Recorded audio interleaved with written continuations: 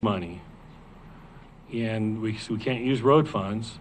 So, and I believe after all the budget hearings we had this year, there was, I believe, 900,000 left of ARP funds. And I haven't made any requests for ARP funds this whole year, last 2 years or whatever, because I wanted to stay out of it, and I have stayed out of it. But I really believe in that for the long-term funding of the county, programs like this will help us. But we need some seed money, and I don't know how much the board really believes in this, and if they do, I'd like to make this happen and deliver it. Okay. Questions? Comments? So we're on the, oops, excuse me, Mr. Don't go Chair. We're on the request for the 600,000, 6B. 6B. We would do that same enterprise thing. We can't use road funds, but we could use ARP funds to set up that same thing that we're going to use with enterprise that fell through with enterprise. So.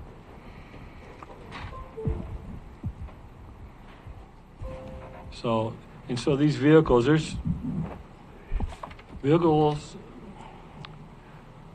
Dodge may not be able to make all the vehicles this in 2023 that are going to be in demand, and it'd be like last year, they sold out really quick, or they just weren't available. And that, I believe that's going to be the same situation this year. And so I'd just like to have the board approval if we're going to order these 20 vehicles. If our project fell through and at the time I were to actually go buy these vehicles in January or February or March next year, I'd be reaching out to you again, and you could say no. But I want to get in line for these vehicles and figure out how we're going to fund these vehicles. And but we do have, I know during the budget hearings, we had 4 vehicles for $112,000 for the motor pool. We had a vehicle for the Building treasurer, not the treasurer, assessor's office, and for the building planning and and building department. So we had 6 vehicles, but I'm trying to up that to 20, and that's where we need this additional money. And if we could have the money outright through ARP, and it's not going to take 5 years to be where we could start buying sheriff cruisers. I believe we'll be buying sheriff cruisers much sooner than that. the board. We can actually order these rigs without paying any deposits, correct? Right. And you said it well. Get on the list. We don't know what's going to happen in the next 6 months. What availability is going to be. I support this, especially knowing that. And then, as he just said, what's the best term to use? If we get cold feet, decide that it's too much of a commitment for our little county, then we can change our mind when the time comes. I don't anticipate that, but that's. I truly believe this will be a successful program and that we could manage it well. And I think the first part is this, and the second part is that we give road department full management of these general service vehicles, where right now they're under management of the finance department and the road department, because I want to cost account these programs for self-insurance, the repairs, and the purchase of these vehicles. Like, we cost account everything in the road department, so we know where every dime goes, and we could show you every year during budget committee how these programs are working. And the other part is that to think about is, in the past, budget committees have taken money from these budgets to Band-Aid other general fund departments. And so I would like to also long-term look at restricting these general fund monies to these budgets. Yeah, they're not road money, they're restricted. So that way, this, like I say, if you take money out of it, then I can't buy those sheriff cruisers. And so I want to try to manage this as a business. buying through governmental purchasing power and selling through public surplus power. And I really believe through all the presentations we've had these last 2 years, 3 years with Enterprise, we can do this. Chris? I think this is probably going to be a decision for a future board. This is something that's going to be dealt with probably in the spring. I would voice at this point, though, and as you know, Rich, you and I have worked on this since I began my tenure here. Absolutely. Of finding a better plan to have the county vehicles. But right now, with the inventory of vehicles that we have, I personally would not support moving this forward until we have a better plan laid out. We've got vehicles that sit here in the parking lot all the time that never move, or move very rarely when they could move a lot more. I'm seeing invoices come across for personal travel, people paying, the county's paying for mileage for personal travel on vehicles. When I look out my window and I see county vehicles sitting in a parking lot, why are they taking their personal vehicles? So that process isn't being used to the full extent that it could. I see repairs being done to, and I know Commissioner Boyce was given a car a few years ago, then I just saw a bunch of repairs being done to that car. I don't know why that car wasn't put in the sale that we just had. And he could have used a newer car that's sitting here in the parking lot. So until we have a better grasp on how many cars we have and the hours or miles that they're being used on a monthly basis, I could never support taking $600,000 and buying a bunch of vehicles with them, firstly. And secondly, to use ARP money, I think that money's best use is for the most people that can be affected in this county, not for a group of people that are going to use those vehicles for county business.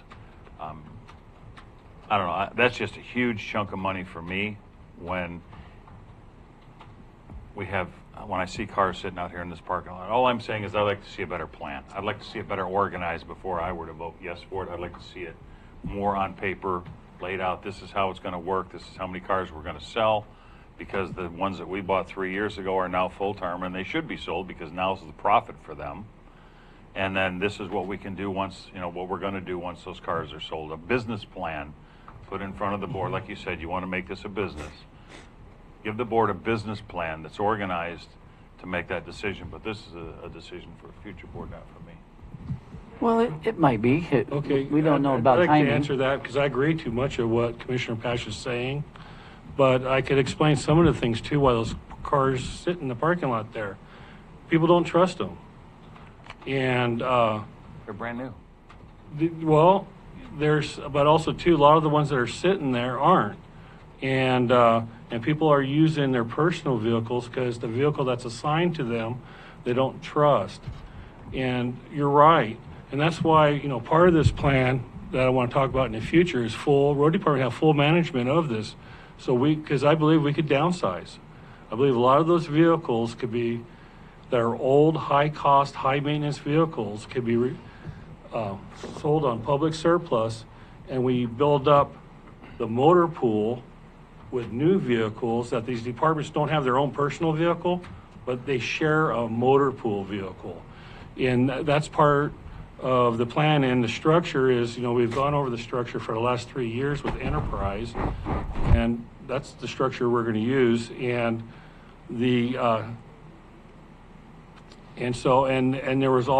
had all the different fleet management synopsis and proposals, and and we're using those same type of proposals and management styles that they're presented for the last 3 years that we could just copy, and we have the staffing now to do that. And I totally agree about the ARP funds. You know what I mean? It's hard for me to come up here and say that, but I just want to continue the discussion, and it's something to think about, because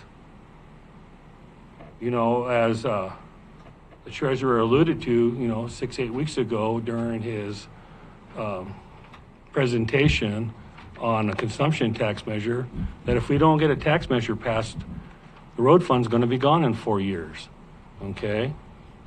So the thing is that we have to look at all the different things that we can do to lower our overhead cost. And Enterprise has proven this. And that if we could take the vehicles and maintain a new fleet and we could get fuel costs, we could lower our maintenance costs, we can get our fleet size to what we actually need, requires that the road department have full control of the fleet. If we have where the general fund is taking care of aspects of it and the road department is just handed whatever those aspects are, you know, we have to deal with that. But right now we have no cost accounting on everything. And I would like to get to that point, but right now, to start this process, we need vehicles. And if we could get on this list of vehicles and we could work out in these next 6 months, these other issues. So, board, what if we looked at cutting this in half? I talked to Richard about this yesterday. It's 20 vehicles. We do have a lot of older vehicles, but we have to start somewhere in replacing them. We can't just put them on the auction block and have nothing. So what's your guys' thoughts on, instead of 20, 10, cut it in half, order 10. It would be a place to start. Be probably easier to get 10 than 20. But we have, I think Ryan Baxter is driving a Jeep that is going to need a transmission or something. We put a transmission last year in Aquatic Safety's pickup. I drove a Parks pickup up to Lobster the other day, and it's not long for this earth anymore. So we have some aging vehicles that, and we got it. We have, it would be the same thing that we agreed with to do with Enterprise, except we are the Enterpriser. We're the money, right? So the 20 is a little bit tough, but I mean, what do you guys think about starting off with doing 10, cutting it in half? Be 300,000. Chris? I just would like to say again, I would like to see it in a formal business plan, bring to the board, this is the cars we're going to sell. This is what I'd like to buy. And then, order, if you want to, at that point, the board decides to order those rigs. And then during that time, you can also, the business plan can outline what's going to be sold, when it's going to be sold, and the expected revenue from that. And that way there, yeah, if you're going to borrow $300,000 or $250,000 from ARP money, but you have a business plan that shows you're going to make $150,000 of that back when the inventory that you're going to sell is sold, then that makes a little bit more sense to the public. But without seeing an outline on a business plan and how everything's going to happen, again, I at this point, that would be imperative for me to be able to vote yes on it. We have that business plan. It was part of my package last time, 4 weeks ago, and we could condense it. But basically, we had a list of all the vehicles that were resold, okay, their valuation, and that valuation of August last year was $225,000. And in our plan, I was being real conservative. I was saying $150,000, okay? But the thing is that $225,000 is what Enterprise had estimated at the time when you approved them managing this, when that all fell through. And at that same time, they had estimated the value of 5 other vehicles, 3 of which we just sold 4 weeks ago as public surplus, and where they had, in their valuation, evaluated them at $7,500. We ended up selling them for $13,280, almost twice as much. So, their evaluation on these 20 vehicles that we're planning on selling, last year the valuation was $225,000. Okay, and their evaluation on those other 5 that we sold through public surplus exceeded by far their evaluation. So, and then I've taken their valuation, I've cut it down to 150 grand. So I'm saying, so the thing is, we might get 300 grand for those. I really don't know. They're a year older now, though. That's the They're kicker. they're going to be a year older, a little over a year older, and things change, right? But Just a second, Dave. but the thing is this plan that we're talking about. Heck yeah, we can make that plan, and we could get it to you. You know, how about we just set a goal for getting it to you this fall, you know, or Thanksgiving or Christmas or something like that. It would be plenty of time before these vehicles come in there, before you make the final decision. Say, yeah, buy those vehicles. That give me and my team, because we're in big time training mode right now in the front office. And it's going to take me a little time to put this together, but I'm just going to copy success, what I have in the file, and I'll condense it to put in a proposal that you can look at, see if you could Yeah, approve maybe do a 2-tier, 20 vehicles versus 10. And you could do 15, 5, 10, 15, 20. That'd be pretty simple, I think. Court, you have any? Thank you, Mr. Chair. If you could invest in something right now, as hard as they are to potentially come by, you can invest in vehicles. There's something that's pretty interesting about that to me. Yes, it's a lot of money. What I would like to do, Mr. Chair, is go ahead and give him the authorization to order them, and then we'll get the plan, as you said. I'd prefer a little bit before fall if you can, if you and your staff. And then we can keep analyzing this. But I'm not opposed to your concept of cutting that in half. I just, the ARP money is targeted for infrastructure, and this is a big part of what we've got here. The only thing I would have, Commissioner Pash, you mentioned, I don't think you meant this, but it sounded like personal vehicles or personal travel charge to the county. You didn't mean that. Personal vehicle use. You use your people are using personal vehicles to do county business, yes. That's Okay. what I meant. And they're only getting reimbursed 32 cents. Well, whatever. What I'm saying, when I see a car out in the parking lot and then somebody comes back with their personal vehicle that went somewhere, that's troubling me. Okay, but the county's saving money there, because now what's the going rate? Isn't it up to 70 I cents can't now? remember, but whatever the going rate is, if they use their personal vehicle and there's a motor pool vehicle available, they only get half the rate, Yeah, which is 32 less than what cents. it costs us to take that vehicle out of motor pool. So I think, I'm not 100% sure, but I believe you're correct, Commissioner Boyce. We save money when they use their personal vehicle, when they're getting half the vehicle mileage rate, because there's a vehicle available for them in the parking lot. Okay. Then why don't we buy one motor pool vehicle and leave it in the parking lot, and nobody can touch it, and everybody drive their own vehicle? We'd have to pay them the full rate. Well, That's so ridiculous. things change, Commissioner. I mean, gas is $7 a gallon. I So understand. if there's some legitimate travel for the county, and somebody, for me, I might go 10 miles out of my way to a specific meeting to do shopping or something. So it's appropriate for me to take my personal rig and then subtract the precise miles, and I get half. You took what I said wrong. Oh, okay, I did ask you to clarify. Thank you. What I meant was, if we just had one motor pool vehicle out there, and everyone could use their own personal vehicle to do county business, because that one vehicle's out there, you'd only be able to charge 32 cents. Yeah. So, If, that's a way around yeah. the double fee, I guess. You know, Yeah, we that put was something 600,000 silly. miles on vehicles a year in the general fund. So the thing, we put a lot of miles. Okay, some of these, the sheriff cruisers are most of those miles, rightfully so. I mean, they have to drive all these roads. I mean, we have just the road department has 225 miles of roads. I'm fully in favor of Yeah, being able to drive, absolutely. yeah. So what's the board's thoughts on allowing him to order these vehicles at no cost? No deposit. To get no deposit, Upfront. just get on that list, or sure, you can. Yep, come on up. David Barnes, I'm the county treasurer.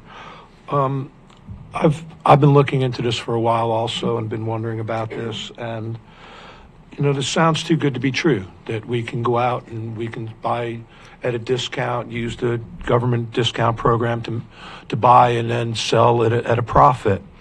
So, if that's the case, then I don't understand why any government entity everywhere isn't doing this, isn't taking all of their money, investing it in new vehicles, parking them in a garage, and then in a year, 2 years, selling them at a profit. And in starting to investigate this, I came across ORS 294.035, which is investment of public funds. And that's very limited on what you can invest public funds in.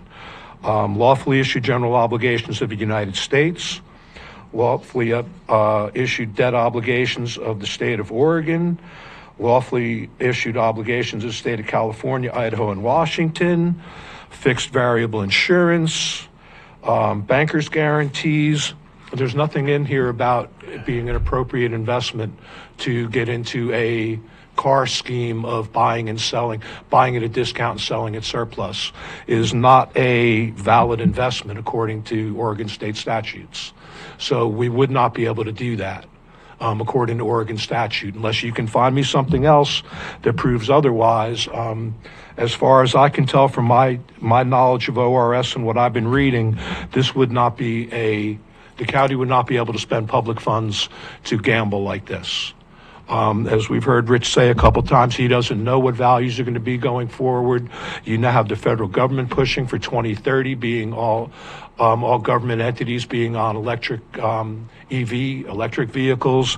So, there's an issue with that part of it. But getting further into it, the county's investment policy states an investment shall be made with judgment and care under circumstances then prevailing, which persons of prudence, discretion, and intelligence exercise in the management of their own affairs, not for speculation, but for investment considering probable safety of the capital as well as the probable income derived. You've not satisfied that to what I can see in this. I have reasonable intelligence, prudence, and discretion, and quite frankly, I wouldn't take $500,000 or $600,000 of my money and invest it in something like this. So, I understand. Believe me, I appreciate what Rich has been doing, and I appreciate trying to make money for this county. I've worked for quite a while on a consumption tax. I came to you this morning with an idea about bringing in money from the windmills farms. But there are certain things that we can make money off of and certain things which we can't. And we're not supposed to be investing public funds into schemes, basically, which is what this is. There's nothing more at the end of the day. This is nothing more than a scheme. And there's no guarantee that we're going to make more money on it. There's no guarantee that our initial outlay is even going to be safe on this. What if the car market tanks? Then we don't get anything, and we're stuck with a fleet of cars. So, I just want to bring this to your attention. This is an investment, plain and simple. And according to, let me get the number right here. According to Board of Commissioner Order number 13463, which was dated March 31st of 2011 and filed with the clerk on March 4th of 2011. The county treasurer is the chief investment officer of the county and is designated the investment officer of Curry County responsible for investment and decision activities in accordance with ORS 294-125. I do not believe this is a good investment for this county. Point taken. I'll ask Anthony Pope. Do you see this as a scheme? I mean, we're not. I don't. I see it as we need vehicles. We got a lot of old vehicles, and maybe we haven't turned them over at the rate we should have. And I don't know. So that's a question. I mean, yeah, I guess it just comes down, is this an investment or is this income a byproduct of us doing business as usual? That's really the question that you guys have to decide. I guess it's what is the purpose of the county for doing this? Is it just to make money, or is this so that we can have a fleet that's, we're able to sustain, basically? And that would be an outfall would be able to, maybe buy 2 sheriff cruisers a year, with the, if there's a, As Mr. Pope just stated, whether this is doing business as usual and an outfall from that, we've not done this in the past, so it cannot be considered business as usual. but I think we should have, Dave, because we got a If- fleet that is deteriorating, and had And we we- done this, we might not be in the situation we're in. You know what I'm saying? I do, and I also, I guess it's time to make the argument that the reason that we have a road fund is because previous road masters were very frugal in what they spent money on, and that's the reason that we have a road fund. They didn't go out and buy $185,000 cameras. They made do with what they had, and they figured out a way to do things. So that's the way business was done here. Public funds are not meant on gambles. They're meant on very secure type of investments. I just read you a partial list. I can give you the copy of the ORS. The county's not supposed to be investing like this. If there's other government entities out there that have done it, other cities, counties, or states that are doing this and have a program where they buy low and sell high, exploiting the government discount program, then I would like to know what entities those are, because like I said, if it's too good to be true, it usually is. And for the life of me, I can't think I can't just imagine that everybody, that Gold Beach, that Port Orford, that everybody else isn't taking every dime that they have and investing them in vehicles to sell them at a profit later on. That would be, that's easy money, and it's just not, it can't be like that. I just don't see it being like that. So. Okay. I'd like to answer that. Come on up, Rich. Court? Yeah, why he's coming up. I see it as problem solving. It's you look at the vehicle system we have. We're solving a problem with having a fleet, and they're saying, by the way, if we take good care of these, which we will, then we're on our way. We could even sell them to other counties if we needed to.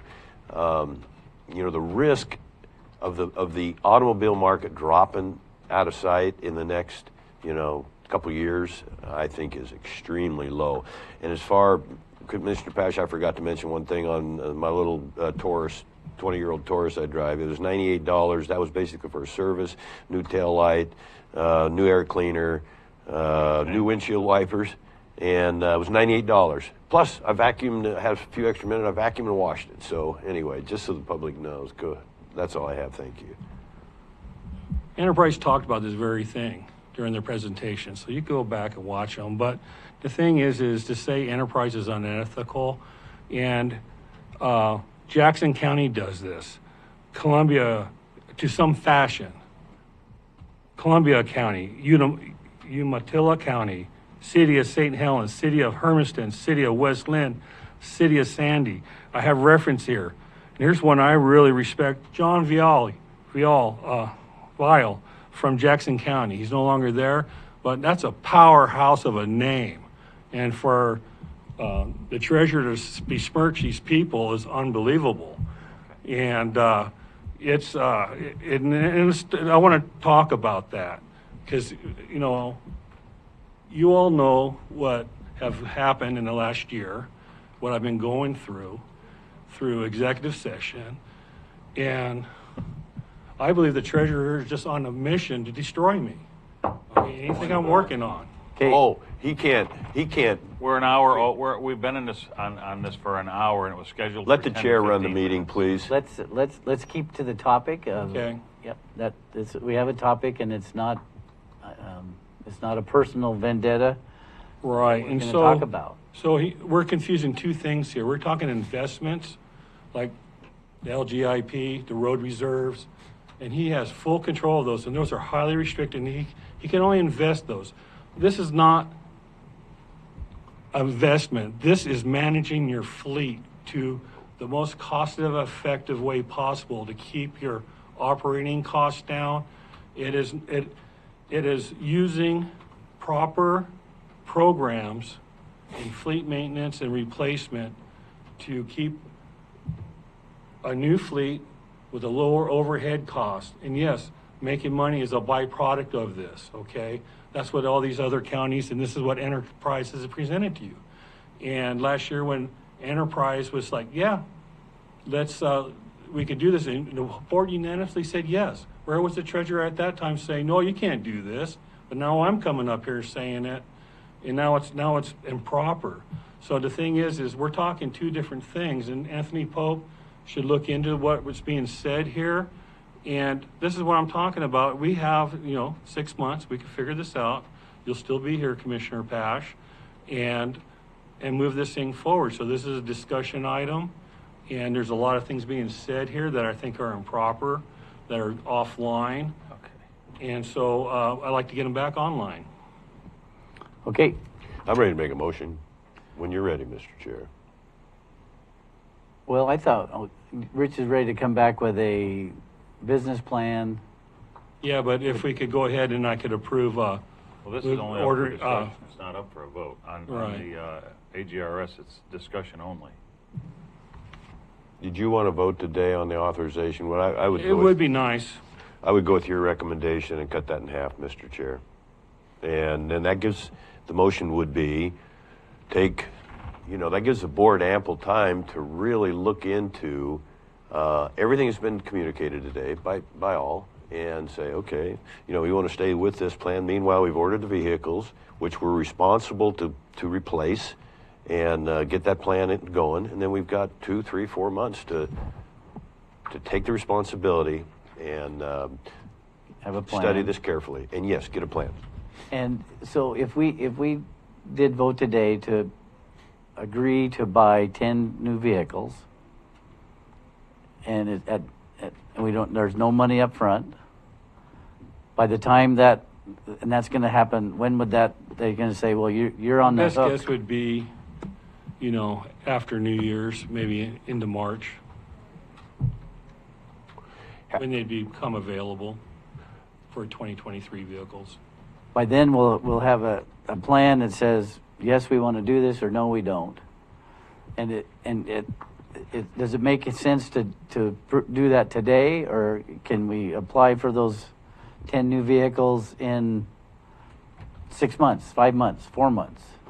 There's a 6-month waiting, give or take, correct? We could wait 6 months, but they might not be available. The allotted vehicles may be sold or accounted for by other agencies. Just a second, the sheriff's got his hand up. John, you had a question? I guess it's still morning. Sheriff Warden, Kirk County Sheriff's Office. I've been listening for the last several meetings, and nobody's ever come to me and said anything about sheriff's vehicles, but yet it gets spoken every time I hear it. Going to buy sheriff's vehicles, new vehicles. Only one that really knows what kind of vehicles we need is sheriff's office. That's me. And given full control over to the roadmaster for the sheriff's office vehicles is not kosher, if you ask me, because we've done that before and we've gotten vehicles that we could not use, and now we're stuck with them. Like I said before, when we buy a vehicle, for 3 years, we put a lot of miles on, a lot of hard miles on those. We put cages in them, radios, computers, and everything. When those 3 years, you want to get rid of them, those vehicles are going to be damaged. Who says we don't ding vehicles now and then? It happens all the time, unfortunately. We drive hard. We drive code. We drive to save lives. So it just doesn't make sense to me that somebody's sitting up here talking about I can buy 2 more vehicles every year for the sheriff's office and not even have come to me and said anything about it. So I'm totally against that. And where's the fact checking going on from one person saying that, bringing up these ideas? Where's the fact checking on that? Does the county council go in and research all that? JJ, I don't know. Do you guys? You're just taking the word of one person. This is what we're going to do, and without the issue about what Chris just talked about is bring a business plan back here. This is what we're going to do, blah, blah, blah. That only thing that only to me makes sense. Well, we've seen the business plan, John, and nobody's saying we're going to buy this car. You know, you'll pick out your car. All that I took in was this. There's going to be money available up to this amount of money that could buy 2 new cruisers. Well, you're talking about buying pool cars that we have to loan them to the sheriff's office. That's what that's all about. No, this Yeah, is- it is. It's a pool car that brings in to the county. We get, two cruisers. He said it before. They're on loan. And we're going to loan this money to the sheriff's office for these vehicles. That's not what we've always done. We've always owned our vehicles, so we have control of those vehicles. And by the way, after the budget was passed last week, I did contact Whitnall Dodge, and I said I needed 2 vehicles. I'd already talked to them in advance. We don't know if we're going to get those because they don't know when they're going to get them. So usually it was after the budget passed, I'd call up Whitnall and order 2 vehicles, and it would be 8 months before I got them. It could be another year and a half before we even see them, if we see them. They gave you no timeline at all. No timeline because there's so many people that have ordered them that they've had canceled in the past. I think Marion County ordered 40 cars and they got all canceled. And now they're trying to fulfill those orders when they can't even fulfill them. So we don't know when we're going to see those patrol vehicles. All right. We're trying to do our best to limp along what we got. That's good. So I'm just saying, I don't agree with, and when this whole idea come up before, I didn't think it was kosher to take a government rated vehicles on a consignment or whatever it was, and then turn around and sell them after 3 years and make a profit on them. You're not going to make a profit on the ones that we drive, I can guarantee you. It's not going to work. So, that's I my don't 2 know. cents. Used cars are at a premium. Rich? When we turn those rigs in, it's going to cost a lot of money just to take out the old equipment from what we had and put them in a new car. You're looking 10 grand. So where's the profit? All right, let's just go on. Yeah, I'd like to answer some of those questions. And, after 4 weeks ago, we had the budget, we had this meeting about this, you loaning road funds. And the following week, I walked over to the sheriff's department, said hello, and Sheriff Ward wasn't available. But I spent time with Captain McDonald. Captain McDonald conceptually understands and agrees with a lot of what I'm trying to do here. He appreciates that, and he understands the concept. And I called last week and talked with Captain McDonald, and he mentioned he was going to be talking with you. I don't know if he has talked with you yet. Captain McDonald, not Yeah, right. Well, I tried. things that we don't I tried. And so the thing is that I tried to work with the sheriff department, reach out to the sheriff department, so I just want the board to know that. And oh yeah, sheriff cruisers are a loser, big time. Those vehicles, yeah, that's the problem. They are a drain on the budget. And so this concept that Enterprise came to us for the last 3 years came up with a solution to that problem.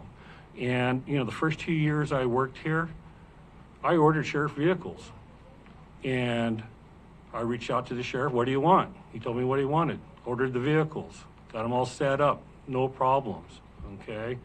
The second year, I let him know, hey, if you don't order these vehicles right away, you're not gonna be able to get them because the Fords are going to EV, these EV type vehicles. And he got on them right away. Okay, so the thing is that I work really well with the sheriff's department, but that needs to be a two-way street. And I'm trying to find solutions to fund these vehicles. And I think that, at first I was totally against Enterprise, okay? But through 3 years of talking about this, and it's not investing money, it's managing your vehicle fleet to the most cost-effective way you can to lower your fuel costs, lower your maintenance costs. that you sell vehicles that, you know what, yeah, you do make some money. But if you have enough of those vehicles that make some money, guess what? You could buy a sheriff cruiser. Now, would I just go, hey, Sheriff, I'm buying you a pickup truck when you need a SUV? No. Road department will be totally working with the sheriff department, ordering the vehicle, knowing that that vehicle does not make money, it loses money. But that vehicle is very important that it be in the top condition possible because of the demands that deputies have for their vehicles. And so, so anyways, I just wanted to explain that, and that the road department has looked at all these things. Hang on. Okay. Thank you. If we did today, I mean, you just heard the sheriff say, he mentioned, was it Marion County? Anyway, they canceled theirs. We know the availability is going to be very likely tremendously tough. Okay, so if we did 10 vehicles, how many would that still be 3, Sheriff, as you referred to? No, those are completely separate in the budget. Okay. So, you know, in the current budget, as I saw it before Brad left, there was 2 sheriff cruisers, there was 4 motor pool vehicles, and 2 for the other general fund departments. But now he's currently, Sheriff Ward manages and buys his own vehicles without road department help. So, Mr. Chair, of the 10, can we come to an agreement here, if we were able to make that motion, what the breakdown would be of those 10 vehicles? And would you be able to accept that, and at least get those 10 ordered? I would do whatever the board tells me to do. If the board told me, hey, you know what, Rich, drop this, I'll drop it. But I haven't been told that, and I don't think we've that'd been be the working on it smart for thing to 3 do here. years. So I wouldn't delay at all, personally. 'Cause we do need vehicles Yeah. that are safe and reliable and get on a rotation basis and not end up with vehicles that aren't viable. So can we determine of the 10, breakdown of what that would be to best serve the county? yes, I thought we had already, each department had in their budget what the vehicle is that they needed. I know planning had in their budget what they wanted. The assessor put one in his budget, so those departments that's in there. That's those 4, right? Is that 4? there was more departments at the time that wanted them, but there was no money for them. How do you tell the public we're going to spend? And the thing is that I'm okay with whatever board says. You know, I'll stop beating my head against the wall on this matter if that's the choice of the board. We need to at least get vehicles ordered today, in my opinion, Mr. Chair. Was that a motion?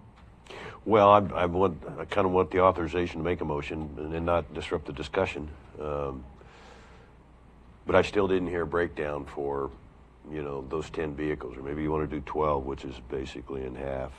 But say, okay, these 4x4s, these cruisers, these sedans, whatever. I could get you a breakdown before the next meeting. Okay. So we don't Just need want a to mo- know which 10 are the most high priority. Yeah. Okay, that's easy. So we won't order them before the next meeting, which would be July 6th. That's fine. Okay. That's fine, Mr. Okay. Chair.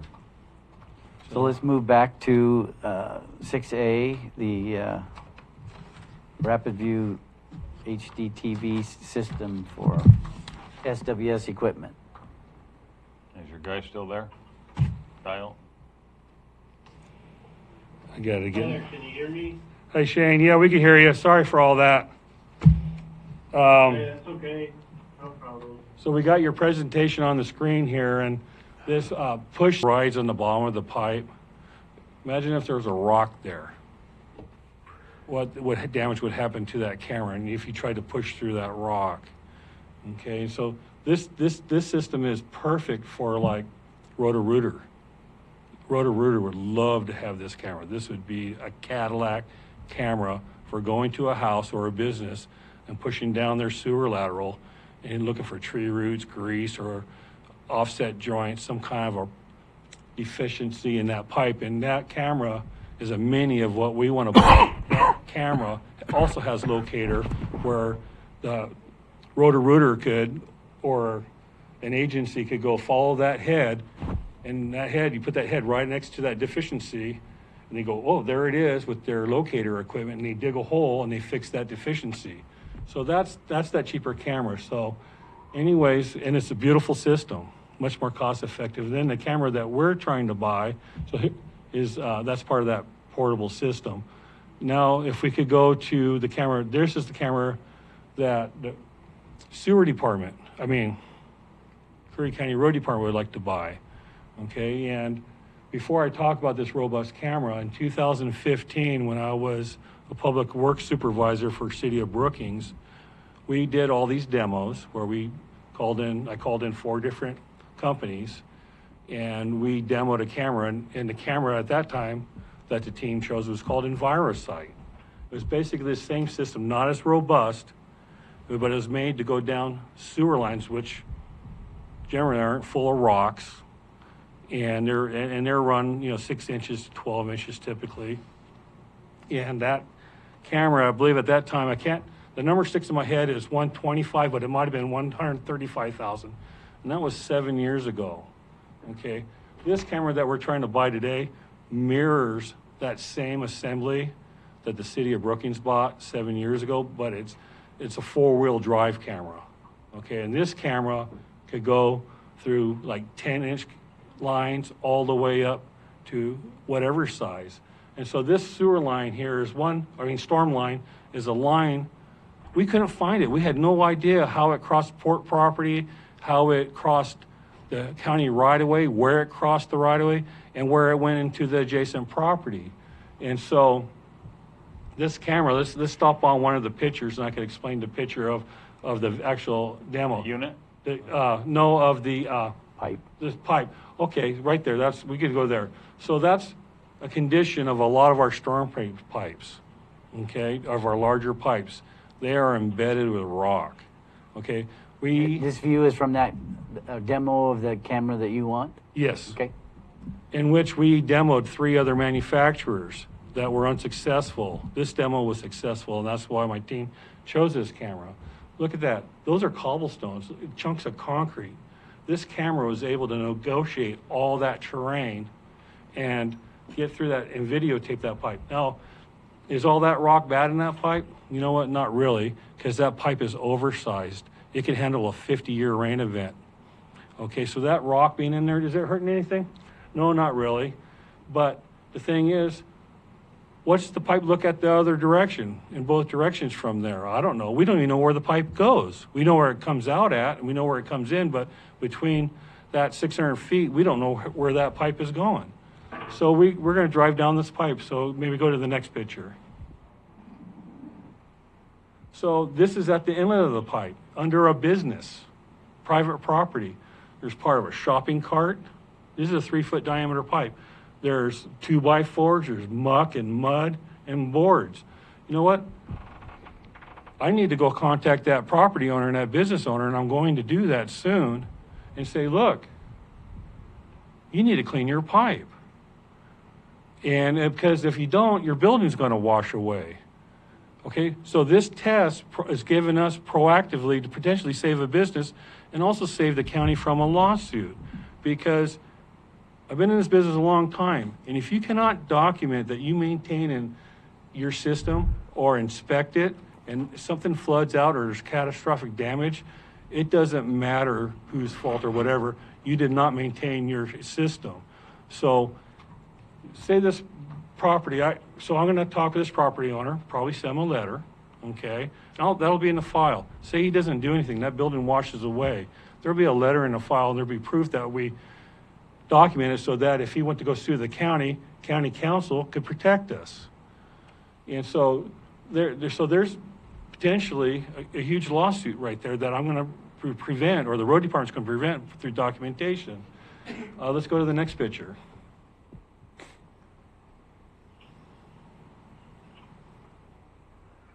There was other pictures this way. Yeah. Yeah. And you can kind of see, there's the pipe hanging down. I think there's a zoom of it. Oh, where it's broken. Right Yeah, there. so here's the pipe's broken, and I believe that's on port property. You can see where some equipment ripped into the pipe there, and it's actually broken in the top. And I heard from an adjacent business that, you know what they did? They just threw a big rock on it and sealed it with a big rock, you know, and then buried it. And so the thing is like, I could go down there and inspect that, and I could notify that property owner, hey, you got a deficiency. And now that protects the county from any future liability by documenting these things. We've never done that as a road department. And we have 19 miles of pipe that this camera system is perfect for to help us do this documentation that we've never done. And this is a very cost-effective program that all it costs is the gas for the ambulance that we're going to convert into a TV van that we're getting for $1.50 from CalOR, sounds like in October, and the labor of 2 of my staff, 1 in the TV van controlling this camera, to 1 outside the TV van watching everything and raising and lowering the camera out of the manhole. And so it's a very cost-effective program that they would drive that camera right up to this hole. Say this was in the right-of-way, not on private property. We would drive right up to that hole.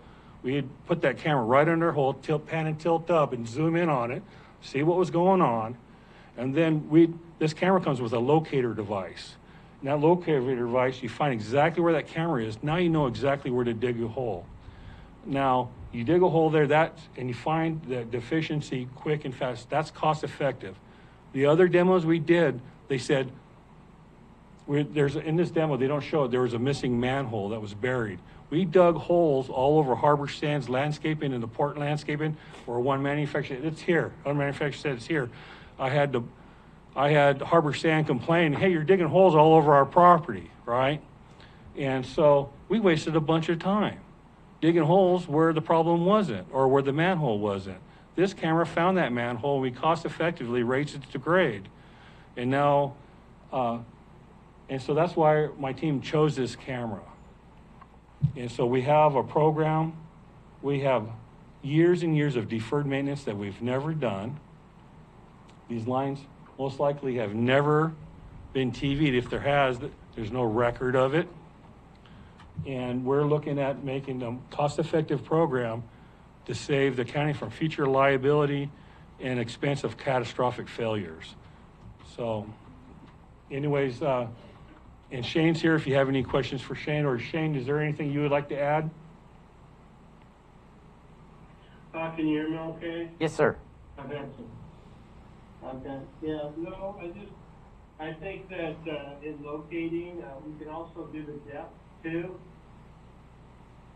There's a saw on this unit that allows you to, not only know where the issue is, but also find the depth. All right. Yeah. There's, whatever else that you have a question on, a push camera typically won't push over 100 feet. And with the amount of debris in these lines and the fact that they're corrugated, a push camera it's just not an option for this type of storm application for inspection. So it requires pneumatic wheels and something to get over the cobblestone like we demonstrated. How about the warranty or that? What's the? It's only 1 year. So, 1 year warranty, okay. All inclusive or? yeah, basically, if you drop the camera or the system itself or do any kind of extensive damage. Another thing is we use a cable that lowers and raises the crawler up out of the hole, so the operator isn't lifting this device. It's quite, heavy. And so, within that year's time, if there is an issue or defection, we're able to prevent downtime by, providing a loaner system or something like that, Okay. so that you're not down any amount of time. This system's HD, which has a fiber optic cable. It's very rugged. We have a lot of contractors that use this system, and they use it because it's rugged and it holds up in this type of environment better than the other manufacturers. It's very rugged system. Okay, gentlemen. And we're buying this equipment. It's coming as a full package, not with that van, but with all the lifting equipment, because this warranty doesn't cover if you abuse the equipment. Say the person just dropped the camera on the ground, it could be $25,000. They're not going to cover that if we just dropped it on the ground. And so, I'm going to have like 2 people that are going to be, they're going to own this camera. Already got them picked out. They're the ones that helped pick out this camera. They're going to be totally responsible for this program. It's a 2-person program. And, one of them came from City of Brookings that we trained to run the last camera system that I bought for the City of Brookings when I worked there. And he's working for us now. He's got experience and understands these things. And so, no, I'm really excited about this. This is part of our long-term master plan, and it's very important to the road department that we acquire this equipment. All right, gentlemen. Any questions for Rich on None for me.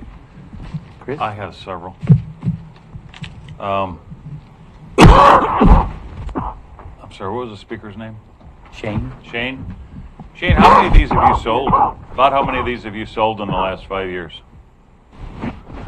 How many have we sold? I want to in the last 5 years. Yes. This HD system. Yes. I would say in just Oregon Wherever. or nationally. A ballpark figure. I'm not asking for. I can jump in on that. I'm Yeah, Kyle thanks, Stevenson. I'm with Rapid View Ibach. We're the North American distributor. So we cover the U.S. and Canada. As far as the number of HD systems or camera systems alone that we've sold in the last 5 years, I mean, you're talking hundreds of systems at that point. Okay. That's all. I mean, I've got one sales rep alone that sold 40 cameras last year in one state. So that's camera systems, not just camera heads. Now, as far as the breakdown between the HD and the specific camera head, specific tractor that you're looking at, I'd have to generate some reports to get that specific number. Okay. And for public knowledge, Rich, is SWS the same company we bought the truck from? Yes. The vac truck? The vacuum truck, yes, they are. So this is the same company then? Yeah, and it's under governmental purchasing, Sourcewell as well. So I have a couple things here I want to ask. I know you said the push cameras are one to you and Commissioner Boyce. Rich, if you'd like to come Sure. forward and get one of these, that way there you have one. These are some other units that I've looked at online that are crawler systems.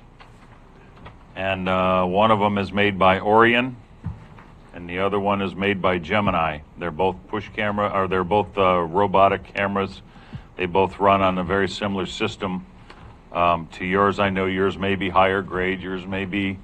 I was a salesman for a long time in my life too, so I'm always going to say the right things to sell mine.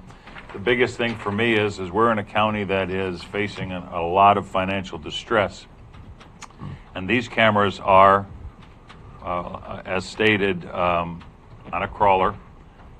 They are mainline sewer camera crawler systems, and they are $32,995 and $28,995, and that's a complete system. Now, I have not spoken to these companies, but I just, for me, I guess the selling point for me to spend an additional $150,000 on a very, very similar robotic crawler system that looks to me as though it would also go through very similar sewer lines is a big no for me on the IBAC system.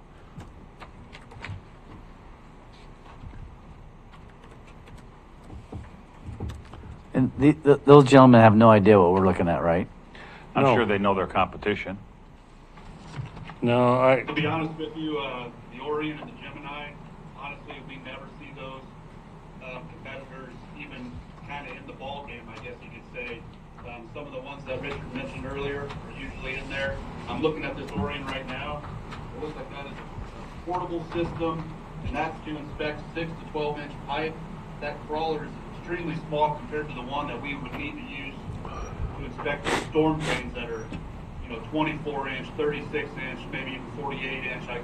I'm the one that performed that demo for Richard. I can't remember what size of pipe that was, but I think that was probably pretty close to 36 inch. correct. And that looks like a base unit without any accessories, and it's hard to tell. I don't know their system, honestly, other than what I'm looking at here, but to get this additional wheel sets and weight kits and height attachment kits and the lighting, or a larger camera head to even light up the size of pipe you guys would need.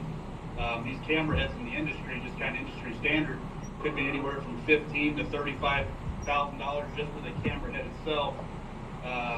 So I'm not sure what this system actually is, but my first guess is I'm also not sure that it would achieve what you guys need done for your system, just based on an initial look of size. So the system we're selling, we do have a smaller diameter pipe setup, being much more the size of what I'm looking at here. The one that we're proposing for the team is a much larger crawler. It's more of our workhorse crawler and can be built up to, inspect 60-inch pipe or above. And that's the typical setup that we see in our proposals when we're talking to a storm drain or storm system supervisor and trying to put together the equipment that he might need. Okay. Well, I just want to, for the record, I did read a lot of the literature that came with the Orion. I did not read a lot of the literature that came with the other one. The Orion, there is an optional, you can buy 10 different wheel sets for it. They can go anywhere from, I think what they show here was a 6-inch wheel all the way up to a 12-inch wheel. They are all-wheel drive, not two-wheel drive. They are all-wheel drive, and they, I don't know. I just, for me, I can't see $150,000 difference. If you need this type of a system, I'm guessing that's what's necessary. I do know the vac truck that we bought was to take away the emergency. That was to take away the clogged sewer drain or the clogged line to get water flowing again, and also to do maintenance. That's correct. That was to take care of the emergency part of it. Right. Once the emergency part of it is taken care of, then we deal with the inspection part of it. Right. And from what I see in the different kind of wheel sets that are available on these, and when I looked, Rich, honestly, there was pages of them on the internet. There was literally pages of these, and none of them, and again, I'm not picking on you guys, but none of them approached the price of this one. Not even close. And I'm sure I'm not apples to apples. This one might not have an HD, whatever the specific 1920 versus or 1080 resolution, blah blah blah. But would it get the job done for $150,000 less? Is the question. I don't think so. And just my professional opinion. I've been around this business for a long time. Okay, I've been doing this since '85. Okay, and I worked for a lot of TV'd a lot of sewer lines for City of Sunnyvale, for City of Brookings, for County Sanitation District back when I was in '86, and I know what works, what doesn't work, and all cameras are not equal. Like I said, we demoed cameras, and this is the one that was able to perform the challenge of this job.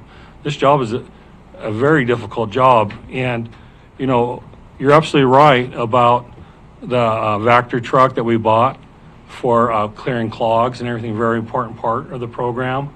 But also too is the documentation that when you clean the line, you don't know what caused the problem.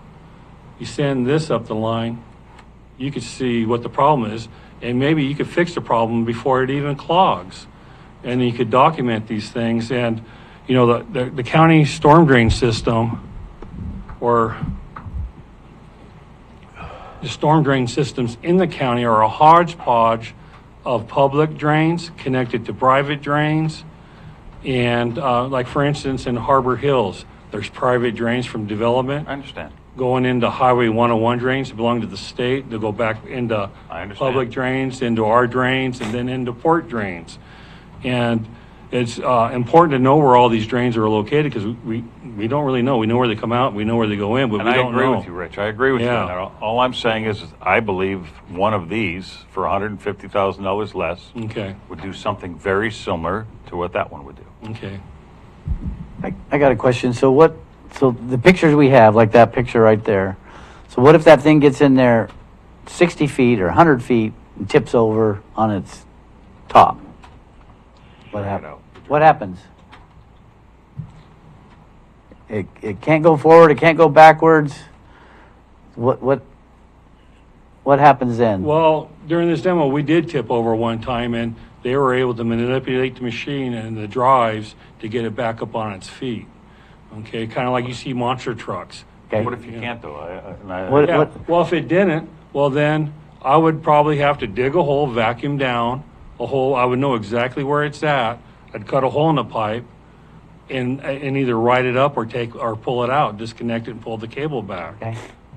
So there is a cable. It doesn't go in by itself. It goes in on a cable. Yeah, it pulls a high definition cable with it, and like a safety leash too. A retrieval cable. So you could pull it back a little bit and it might flip up, but the thing is, that's where having an operator like the one we have, that we hired from the city, that you do everything to prevent that problem from happening. You don't go somewhere and you go, you know what, I'm not going to take my camera past that because I could endanger this system. Okay? Once you get to that point, you identify that deficiency, and it's either yours or your customers or the property owners, and you get it fixed, and then you get that deficiency taken care of, and then you go forward. You don't go through like a big offset joint or some kind of big obstruction, and knowing that you could tip over, knowing that if you went past it, you might not be able to come back. But this camera also looks backwards, so like if you did, when you're coming back, you can control the camera in reverse, seeing all the terrain as you're going back as well. So that big, Chris, can you go to that picture with the wood and that shopping cart? So it stopped. It can't go any farther when it gets to that, right? Right. Okay. And that was the end of the pipe too. You can see daylight, Okay, the daylight, yeah, so yeah. you kind of know that's the end of the pipe. And I know what business is at. I'll go talk with the property owner, and we're going to give him a copy of this snapshot and just say, hey. Because it looks like a bunch of stuff happening up behind. Right, it looks like at first a shopping cart came in there, and then some dirt, then some construction debris, and this is Fish House Creek. And this starts in Harbor Hills, goes under 101, and through private drainages, through county drainages, and right now it's entering a private drainage before the port. Okay. So, yeah. So these are the kind of things is, like for me, to find out about this, there's no way to be able to do that without this type of a system. And this is, of the ones we demoed, this is the only system that actually worked. But not only that is, when we wanted to dig a hole, we dug the hole in the exact right place, where the other systems, we spent a bunch of money digging holes in the wrong places. And so the thing is that this is top of the line stuff. It does cost money. You could put a GPS locator on any camera and put it on the ground and have a cell app that'll tell you exactly where it is. You would think, but that's not the case.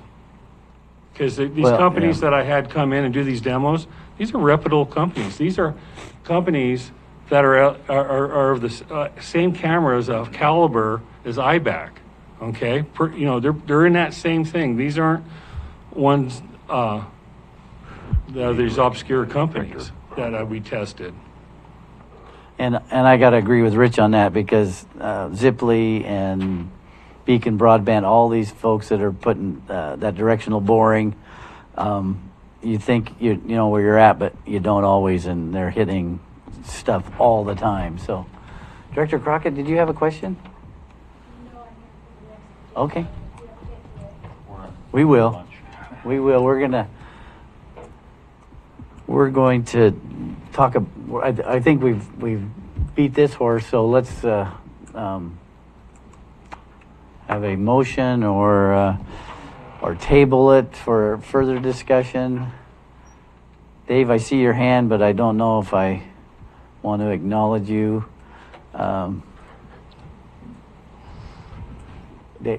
Court? I would like to table it.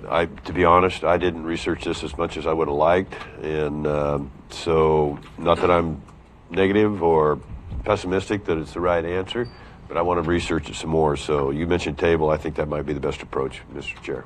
And that probably is okay with you too, Dave. Okay. So Chris, is that I'm going to be a no vote on it. okay? So I think we'll table it for right now. Okay. Thank you. Thank you.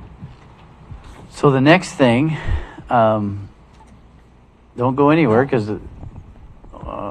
Yeah, he wouldn't have to come back that way. 6C is you want to purchase 11 vehicles for the road department.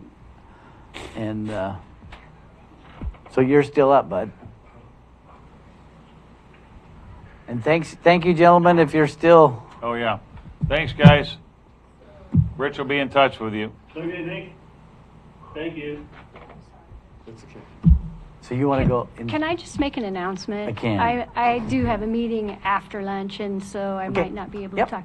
Okay, so there was a timber bid this morning at 10 o'clock. Okay. And that was for the 34 acres. Let's see, the bid came in at $482. The minimum bid was $469. It was South Coast Lumber. Essentially, it means the value of that sale for the county is $243,525 minus any expenses that Coos County would take out of that, and their estimate was $5,000 to $6,000. Can you say that number again, Becky? $243,525. Okay. Okay, let me give you a reference point. Okay, so in 2018, when we were doing the negotiations with state parks on the value of that property, there was a cruise done, a timber appraisal was completed. The value of the timber in 2018, which timber prices were high at that time, that value was $130,000 for that timber on that piece of property. So this bid did come in significantly higher than that appraisal that was done in 2018. And you said Coos gets about $5,000 or $6,000 as the estimate for their costs? For their costs, Cruising yes. and, yep. Yeah. Okay. Yeah. All right. That was it. Thanks, Becky. So Becky, we aren't going to vote on that or anything. This is just information only, right? Coos County will prepare the documents for your approval and signature. You have to take action on Okay. those documents. All right. Thanks, Great Becky. work. Okay, it's 12:01. He's got one more. We got one more, and I asked JJ yesterday if we go a little bit into lunch and just, we'll go an hour if we, whatever this takes, we'll go an hour past this, and that way you wouldn't have to come back. So JJ's okay with going a little, if you two are too. Yes. Let's continue on with 6C. Okay, this is the road department wants to mirror the enterprise system. We do have the money, we have the reserve, and we would like, currently we have 5 vehicles that are 2019 and that have high resale, and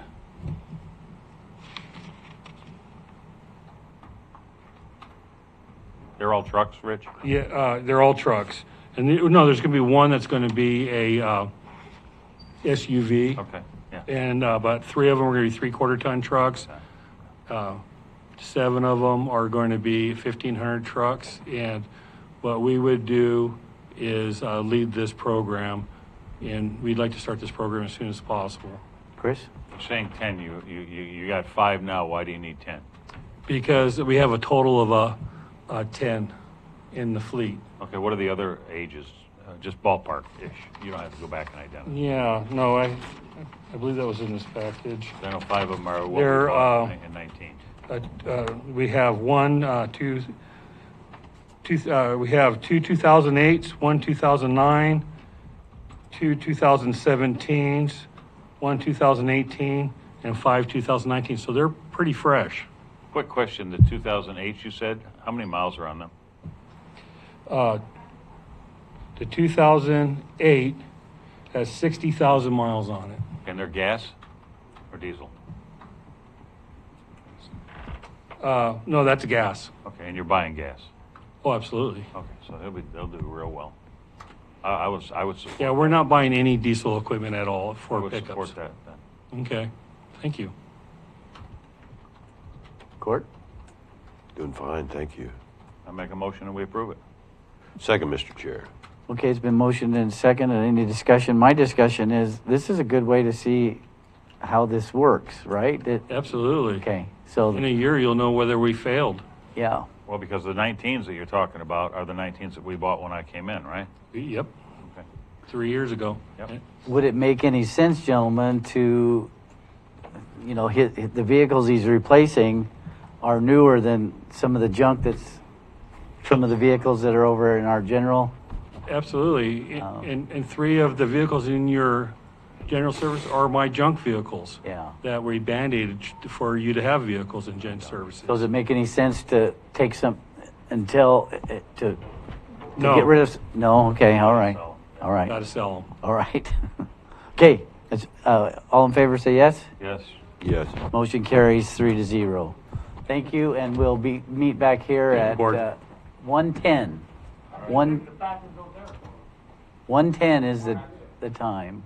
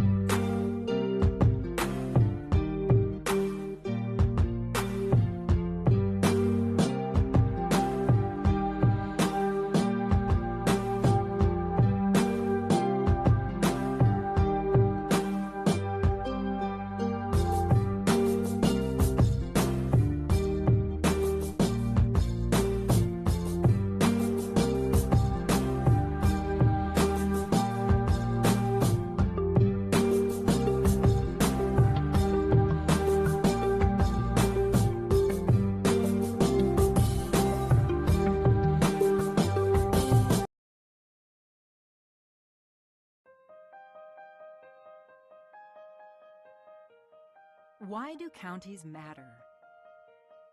Simple. Counties provide the services we all depend on.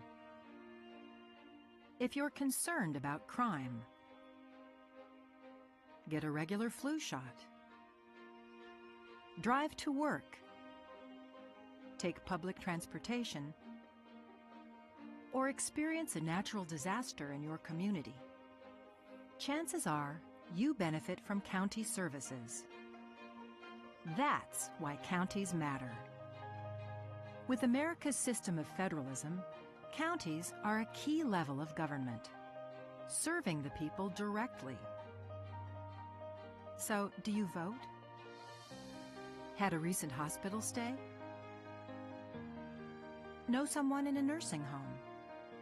More reasons why counties matter. There are 3,069 counties across the country, with populations big and small. Most of us live and work in one. Even the nation's capital is considered a county.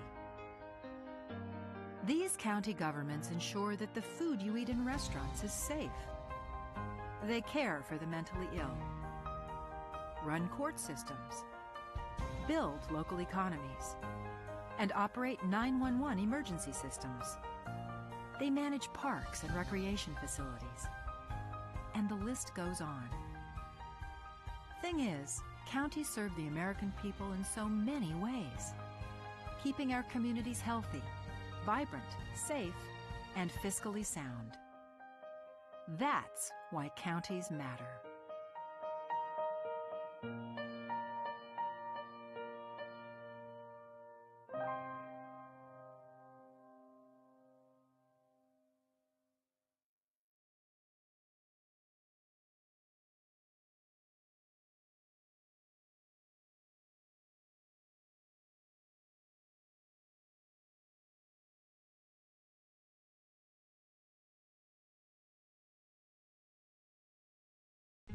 Everything starts out small.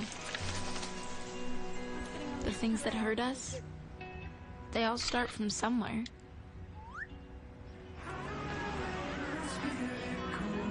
The words we say, the things we do, they can grow into something else. What was small and innocent can become big and sometimes scary. All it takes is one comment, one picture, one video for something to catch fire.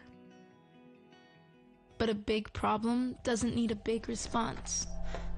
Not at first. Even if we don't know what to say, the eye emoji can be that first step we take. Let's all pledge to take that first small step together and change the world in a big way. I'm a witness, and so are you.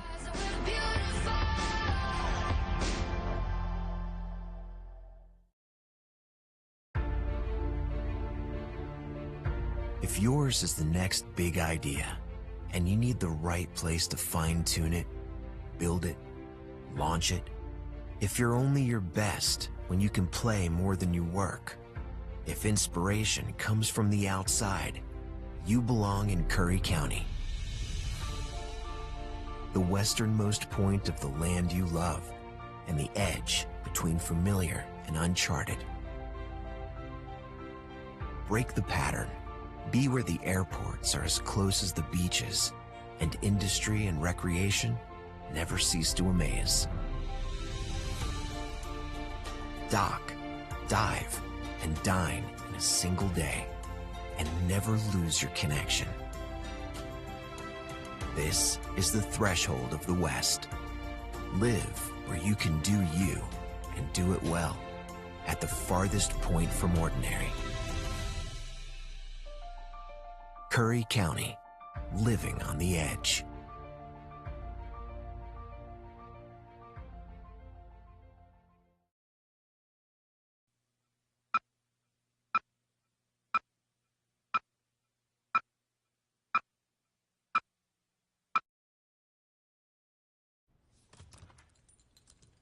There's a shelter pet who wants to meet you. Meet one today. Visit theshelterpetproject.org. Adopt.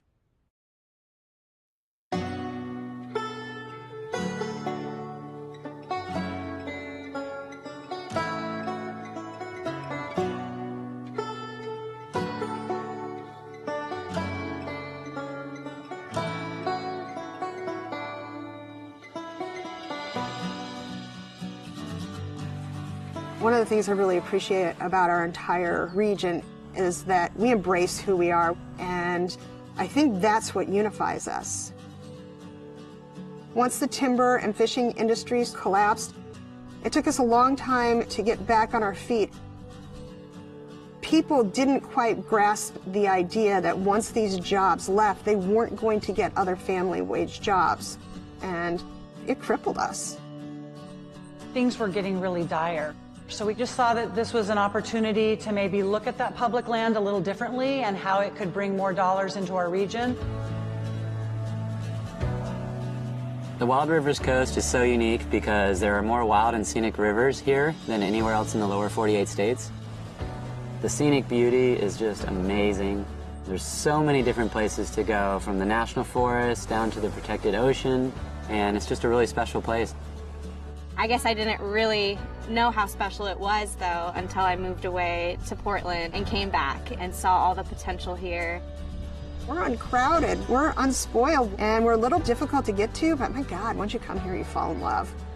We just thought if we could pull people to come into this Wild Rivers Coast and stay longer and explore a little farther into our backcountry, there was a lot of opportunities for them to experience.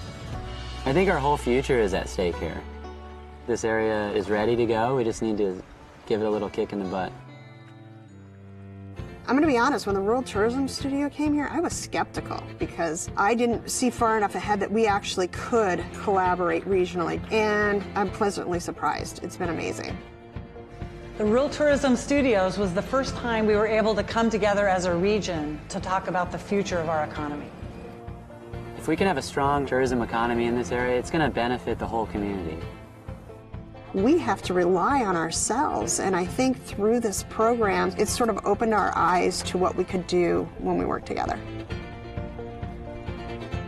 Community leaders really focused on 3 areas: outdoor recreation, food and agricultural tourism, and really building community relationships. In our area, a lot of the food that's grown all gets shipped away. And so now we're realizing that we can capture some of that local food that's grown here. The Eat Fresh and Local Action Team has hosted a series of networking events bringing together the area growers with the area vendors so that we could have more local food available to the visitors to our area. And now we're seeing more local food in our grocery stores, in our restaurants, and we have a new local food co-op. We created a farm trail from Bandon to Port Orford. We did 9 U-Pick farms, and it just gained traction, and people loved it. Langlois is less than 500 people. It's very small. So we have to bring in tourists. And being on the farm trail, even though it's just beginning, has really helped do that. We really want to make it a destination for anybody. My mom and I began Dragonfly Farm just 3 years ago. When I found out that I could grow a seed and turn that into food, it was like, oh my gosh, why wouldn't you do this? I just quit my day job and I just signed the paper to be an official co-owner of the farm. This is what I want to do for the rest of my life and grow with the community. Out of the Outdoor Recreation Action Team, we came up with a series of maps that show where the best places to go recreate are. We know where we're going to send people now, and we got a great map that shows all the best places to go see. For us to get a mapping project done to this extent is pretty impressive. We're patting ourselves on the back. I don't know if anybody else is, but we're doing it.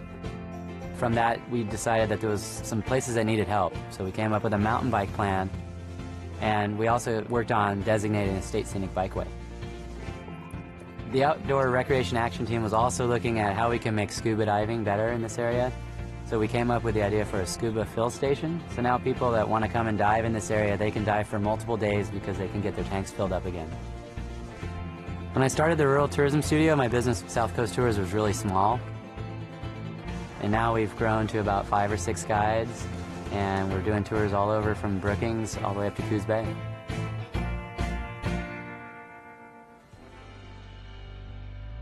Overall, tourism is on the rise here. We've had a bang-up last 2 years, and it's like a breath of fresh air down here. My hope for the area is that we still keep that sense of place. Loving a place to death is a big concern that I have, and it's a balance. We're going to promote tourism, but we want to do it in a sustainable way. One of the biggest reasons that this area has been so successful since the Tourism Studio is the people that are involved. We have a lot of great, motivated, smart people who understand the need to promote tourism in the right way, and it's really all about the people. When you live in a rural community like we do, from Bandon down to Brookings, and you're strapped for cash, relationships are crucial. As a community, I think you need to come together and find out what your mission and goals are collectively. Then you can work into smaller groups, knowing that you have the backing of the whole community behind you. As long as everybody's just super excited about it and passionate about what they're doing and they can work together, then anything's possible. own what you have and don't try to be something that you're not. It's going to be hard. It's going to take a long time. So roll up your sleeves and just dig in with an open mind.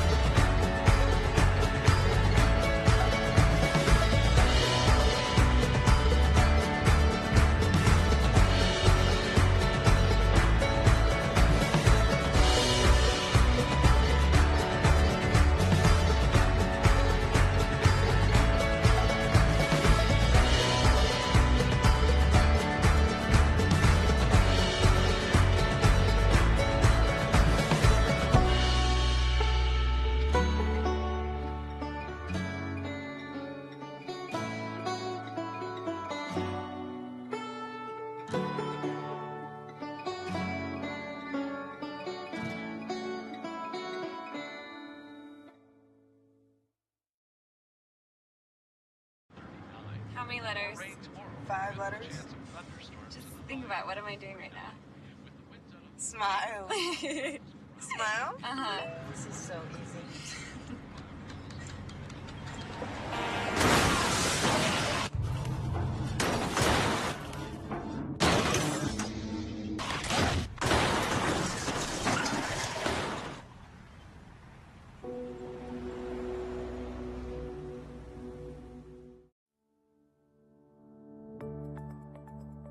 Wildfire, as everyone knows, has emerged as one of the big major issues affecting Oregon and, for that matter, all western states. A real actionable response that's including how do we fight fire, actively managing our forests so that we don't have the fuels out there, and how are we going to protect communities from smoke exposures. The council is really set up to have a comprehensive strategy that's based on action and based on protecting our communities. The primary focus we as a board have come through with is that in researching the policies for fire management, yes, prescribed fire has its place on the landscape, but not during fire season. We, as a county, passed a proclamation that says once the state fire marshal declares fire season, it'll be nothing but full suppression, and recently took a resolution to the National Association of Counties, essentially says that they support coordination between agencies and local governments for the health, safety, and welfare of the citizens regarding fire, prescribed fire, fire season, anything that affects our citizens. This is Lily Morgan from Josephine County, and we are at the Rogue Leadership Forum today, looking at the best possible partnerships that we can come up with to fight the fire issues and the smoke issues that we're facing in Southwest Oregon. So looking forward to coming up with solutions and the partnerships to get the job done so we don't face what we had the last few years with catastrophic fires and smoke that invades our communities for months to come. So this is a good opportunity, and we hope to be successful in the outcome. Seeing so many people come together has really been exciting for me because there's a lot of expertise, there's a lot of resources, and as we attempt to do a shared stewardship approach to keeping people safe, it's really important that we get together. So my name is Merv George Jr., and I'm the Forest Supervisor for the Rogue River Siskiyou National Forest. The first things is making sure to get fires out if they're threatening life and property. The second thing that I'm going to focus in on is when it's safe to do so, to put some fire on the landscape when it's cooler and not during fire season, to reduce these same fuels that are giving us so much fits during the fire season. Bob Horton, I'm the Fire Chief of Jackson County Fire District 3 in Southern Oregon. The challenges that are facing us in terms of the mega fires and the wildfires that we've been experiencing out in this valley, particularly in the last couple of years, but across the state and across the region, incredibly concerning to us in the fire community, those in our communities in general, our constituents and our patrons are extremely concerned, as they ought to be. And really the takeaway from the work that's being done now is this is an extraordinary collaboration of dozens on dozens of interested stakeholder groups who are coming together with a common purpose. It's really an inspiring showing of humanity to not only be able to provide for a greater quality of life for our people, but to be strong stewards of our land, so that our future for us and generations to come is incredibly bright. Very pressing issue. It's bearing down on us. Fire season is approaching, and I am really interested in preventing my home and other homes in my community from being impacted by wildfire, specifically from being burnt down. That's my main reason for being involved. Quite a collaboration of folks. We're here looking for practical solutions to help us unravel some of the issues surrounding wildfires today here in the state of Oregon.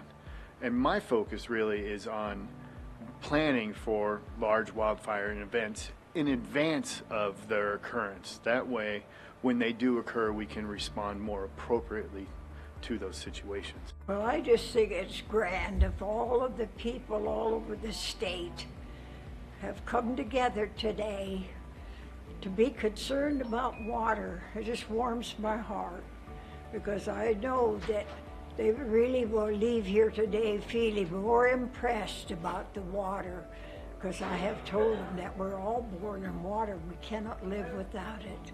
It's our job to take care of it, stop the garbage in the rivers and streams and oceans, because there's life in that water, and it's our job to keep it clean for them. Because we cannot live on this planet without the animal kingdom. I was in Ohio at the Ohio River with Dr. Emoto, the Japanese scientist who had proven water could heal. He and I stood on the riverbank and listened to Ohio River that they had us come to do. And I prayed that God has still kept the river good for them over there. We were taught when we were little that prayer works. You too will remember your prayers, because they work. It has nothing to do with religion or church.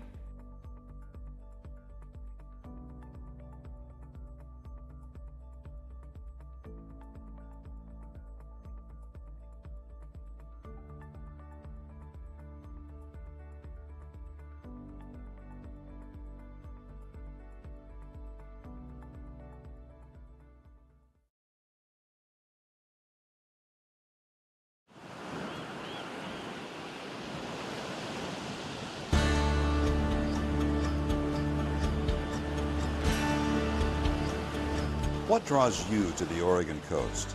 Is it the green and blue surf on a brilliant sunny day, or angry boiling waves during a raging winter storm? Do you prefer quiet coves or powerful breakers churning the sand? How about sand castles? Do you come for the rising tide or the setting sun, to marvel at whales gliding through the sea or flying in the sky? Reasons to travel the Pacific Coast Scenic Byway are as far-reaching as your imagination. This is a spectacular part of Oregon that traces the entire coastline along Highway 101, guiding you to the sea and away again, to coastal towns big and small, lowland marshes, and breathtaking overlooks.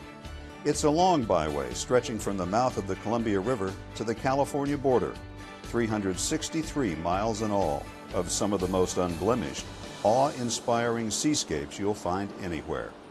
In addition to its designation as a scenic byway, Highway 101 in Oregon also has been selected as an all-American road. That means when you come here, you will experience one of only 31 roads considered to be the best of the best in America. You know, when people come to the Oregon coast, they're really astonished how beautiful it is, and what separates it from many of the other places in North America that are coastal is how undeveloped it is. And that's because Oregon had a very far-sighted land use program back in the 1970s. We have all these wonderful state parks along the scenic byway that are perfect places to stop and enjoy nature in a relatively unspoiled way. From the north, you begin in Astoria, the first permanent European settlement in the Pacific Northwest. It's a genuine maritime community with ship traffic from around the world seeking harbor up the Columbia. The official State Maritime Museum of Oregon sits here on the river. Beautiful Victorian houses dot the hillside. And standing 600 feet above sea level is the 125-foot Astoria Column. It features a hand-painted spiral frieze that would stretch over 500 feet if unwound. Heading south, you'll find the community of Seaside, a popular vacation spot that offers miles of public beaches, an oceanfront promenade, and a downtown core packed with restaurants, shops, and even a beach-type arcade.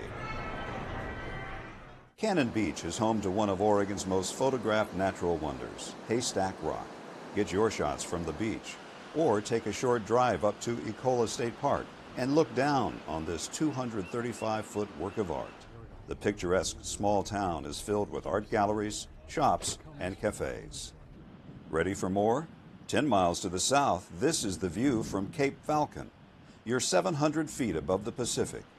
Here, the Pacific Coast Byway has been carved out of Neahkahnie Mountain and held in place by stone walls built in the 1930s by craftsmen in the Civilian Conservation Corps. Upon descending the mountain, the highway drifts inward around Tillamook Bay to Tillamook, the unofficial dairy capital of Oregon. The verdant valley of dairy farms in this area produces 25 million gallons of milk annually.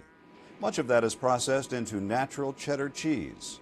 And near more than 800 miles of navigable waters, Tillamook is a crossroads for North Coast recreation. From here, you owe it to yourself to veer off Highway 101 to explore the Three Capes Scenic Loop. This drive places you right at the beach, beginning with Cape Mears, home to the shortest lighthouse in Oregon. 9 lighthouses stand sentinel along Oregon's coastline. They're monuments to our maritime heritage, towering links to the past, and as much a part of the rugged Oregon coastal landscape as any offshore monolith. The Cape Mears Lighthouse was first illuminated in 1890. Oregon's oldest lighthouse is at Cape Blanco, the westernmost point in the state. It was commissioned in 1870 to aid shipping generated by gold mining and the lumber industry. The 93-foot-high Yaquina Head Lighthouse is the tallest in Oregon. Today, its automated light continues to aid navigation at the entrance to Yaquina Bay. Many of the lighthouses are open to the public. Most happen to be excellent places to view nesting seabirds and offshore sea life. Tide pools, those rocky areas between high and low tides, support unique and diverse plants and animals. Vast amounts of colorful, otherworldly creatures wait to be discovered. But walk cautiously. These organisms are tough enough to withstand the pounding surf, but are utterly vulnerable to human activity. Wildlife and sea life abound on the coast. There are 6 national wildlife refuges along the Oregon coast. The Pacific Coast Scenic Byway bisects these refuges or goes alongside them. It provides you the opportunity to see a wide variety of abundant wildlife, including seabirds, seals and sea lions, deer and elk, and many other wildlife. Cape Kiwanda lies at the southern end of the Three Capes Scenic Loop, near the town of Pacific City. Here you'll find a second Haystack Rock on the byway. Hike up the dune to marvel at stunning views of sandstone formations as they turn yellow, gold, or even red in the changing sunlight. If your timing is right, you'll spot 1 or 2 of the dory fleet sprint onto the beach after a day of fishing. How's this for a dinner setting? Restaurants along the Pacific Coast Scenic Byway accommodate just about any taste. Many serve an ocean view with every meal. Up and down the coast, you'll find seafood, of course, but don't limit yourself just because you're by the water. The Central Coast begins around Lincoln City, which is one of the larger communities on the byway. It has a reputation for being windy and was recognized by Kite Lines magazine as the best place to fly a kite in North America. It was incorporated from several small towns and as a result offers a sandy beach that is 7.5 miles long.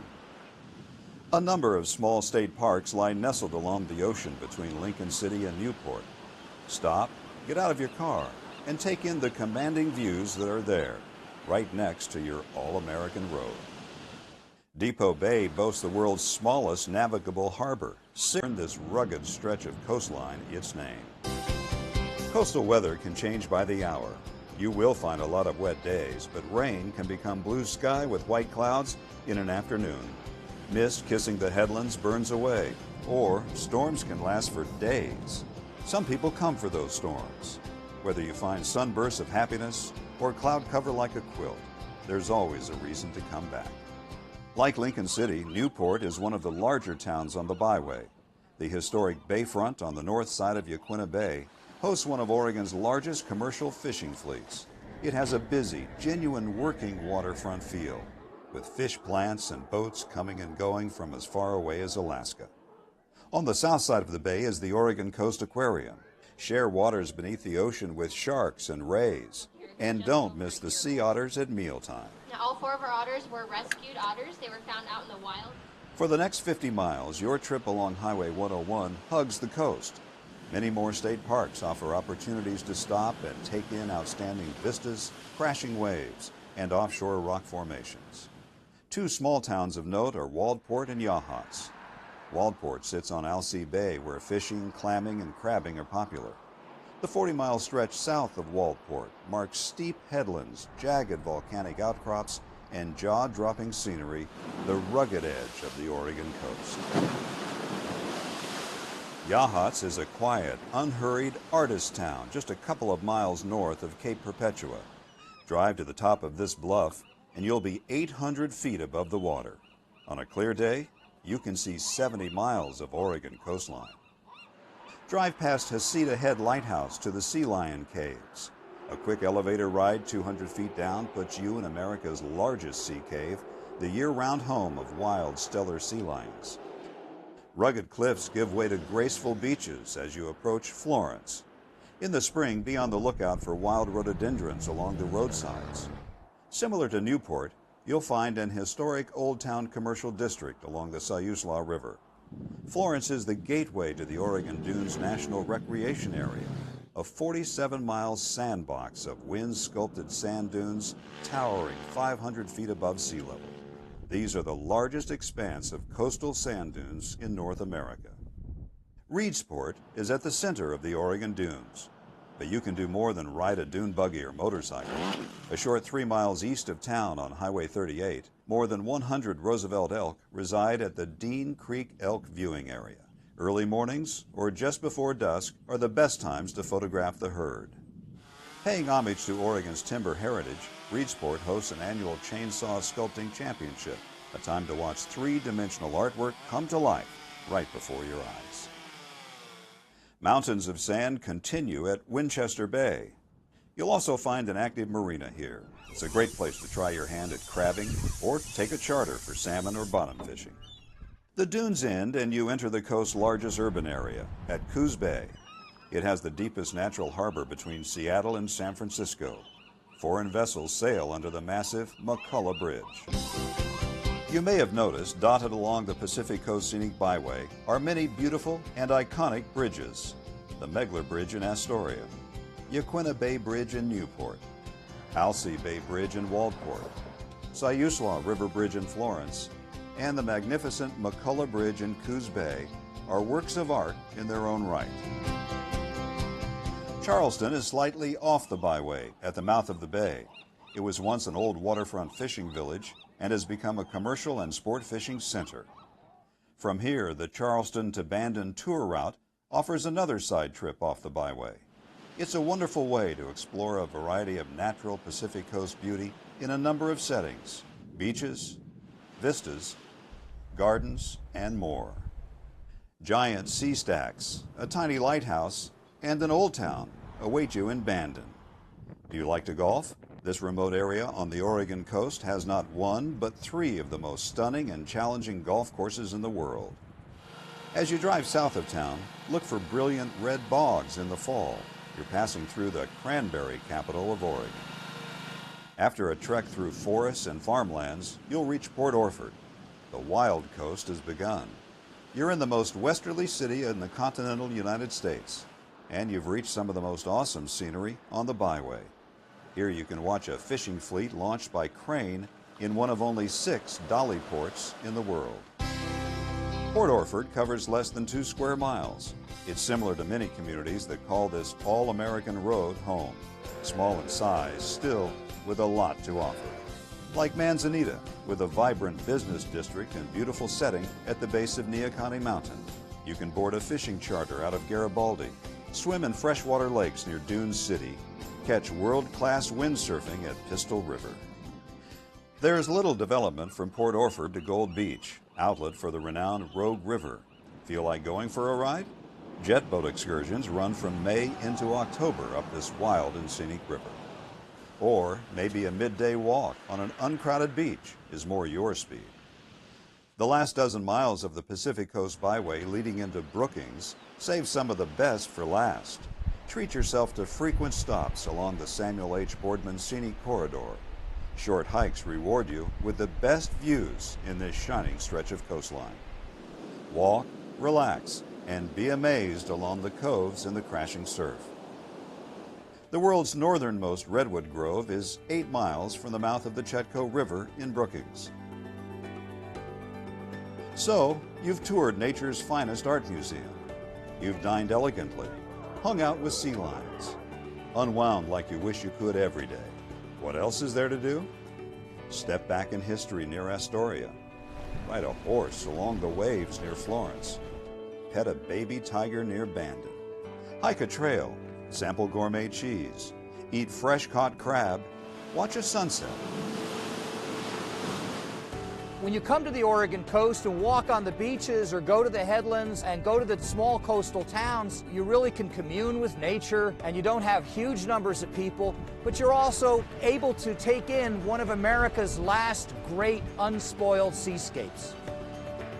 So what draws you to the Oregon coast? What favorite places lure you back again and again? Each visit is different.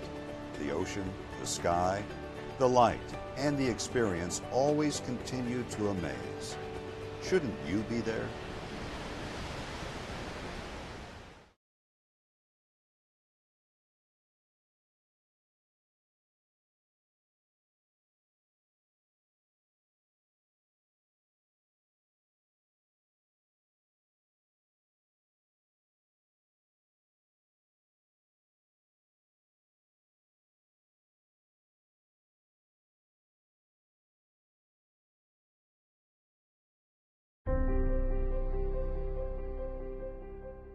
There's something about having land and sea. Never having to choose between digging in or looking out. Here, you can go where the spirit or the wind moves you. To the tops of the trees, along secluded beaches, or into more wild and scenic rivers than anywhere else in the western United States. We're the closest place to the sunset, while still keeping your feet dry, and a destination where anyone can begin. We share more than we keep, so you can see more than you imagined. This is a place you have to touch, hold, and feel to believe. The entire shoreline of the West Coast's best coast is open to you, and playgrounds made of forests are waiting for you. Escape to Curry County and don't leave anything out.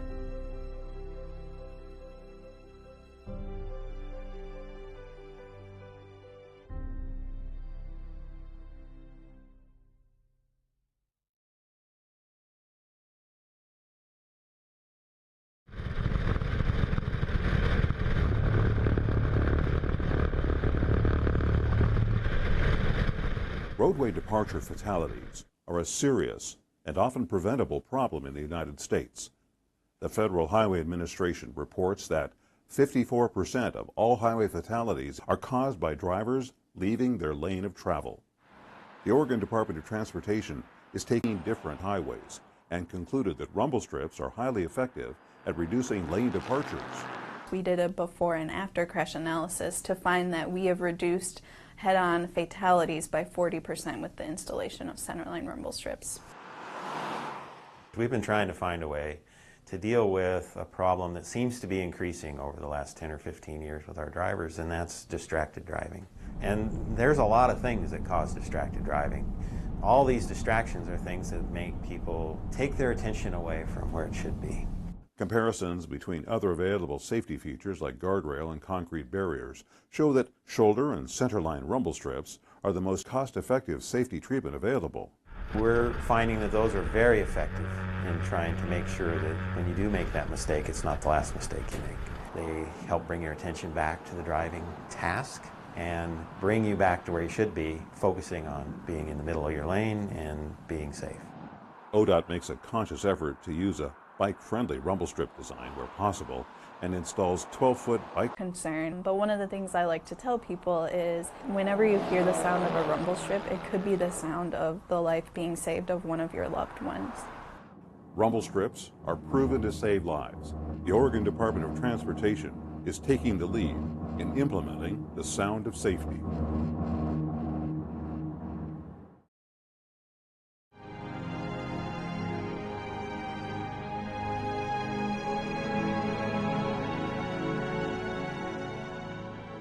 Hi there, I'm Patrick Priest, Executive Director at CIS.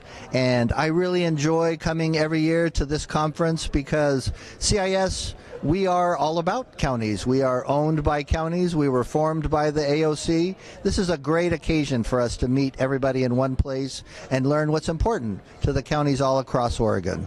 It's the networking. I mean, we learn a lot about the different issues that counties deal with, but it's networking with other commissioners, getting ideas on how they handle situations that is the most helpful for me. I love my job. It actually matters to me on a daily basis. I used to do a lot of charity, and, you know, in commissioning in Deschutes County, you can make a serious difference. Lots of things have happened since I've been in office, and I feel like it's important to represent the people. I grew up in Eastern Oregon, and I love the residents of Eastern Oregon. The architect of our first house actually had Doris Day as a dear friend and a client, and he would bring Doris Day up the mountains in Malibu to our house as it was being built. This is my 4th conference at AOC. My favorite part is the fellowship with other commissioners and coming up with solutions with common situations and with commissioners from around the state to best serve our people. My favorite part about being a commissioner in Josephine County is the people that we work with. We live in the most beautiful place, but we have the most beautiful people. They are talented, artistic, caring. We have such a high level of philanthropy and just caring for our fellow citizens, and it's the best place in all of Oregon. Hi, I'm Commissioner Martha Schrader from Clackamas County, Oregon. I'm the current president of the Association of Oregon Counties. Oh my goodness, I've been president for 1 year, but I've been a member of the Association of Oregon Counties since 2003. So one of the reasons I really wanted to be president, and I've enjoyed it so much, is because I get to know everybody across the state, all the commissioners, and I've been from one end of the state to the other, visiting with them, talking with them, and really getting an idea of how we differ, but more importantly, what our similarities are and what we can do with one another to move forward with good county government. I've been coming to AOC now for 4 years. My favorite part of serving as commissioner is trying to bring positive effects for our community and our county. This is my 2nd year at AOC, and the camaraderie that I've found in my Eastern Oregon partners and just the camaraderie of AOC has really blessed my life. My name is Court Boyce, Curry County Commissioner. This is a collection of people, county commissioners, public officials, well attended from all over the state. You know, I have the privilege of working with a very diverse group of people, different ages, different backgrounds, different interests, but they're all teaming up to solve the problems of our county. And it's just really a pleasure to be able to be connected with and working with those people. And better days, good days ahead for our county and our citizens. Hi, I'm Joe Dobulskis. This is my 3rd AOC convention, and my favorite part is the networking with the people. And the breakout sessions are kind of good because it gives me something to focus on, a goal where I want the county to be in 5 years when my term is up. Hi, I'm Tillamook County Commissioner Dave Yamamoto. Our county college class was probably was the best county college class ever at AOC. It was the largest at over 33 members.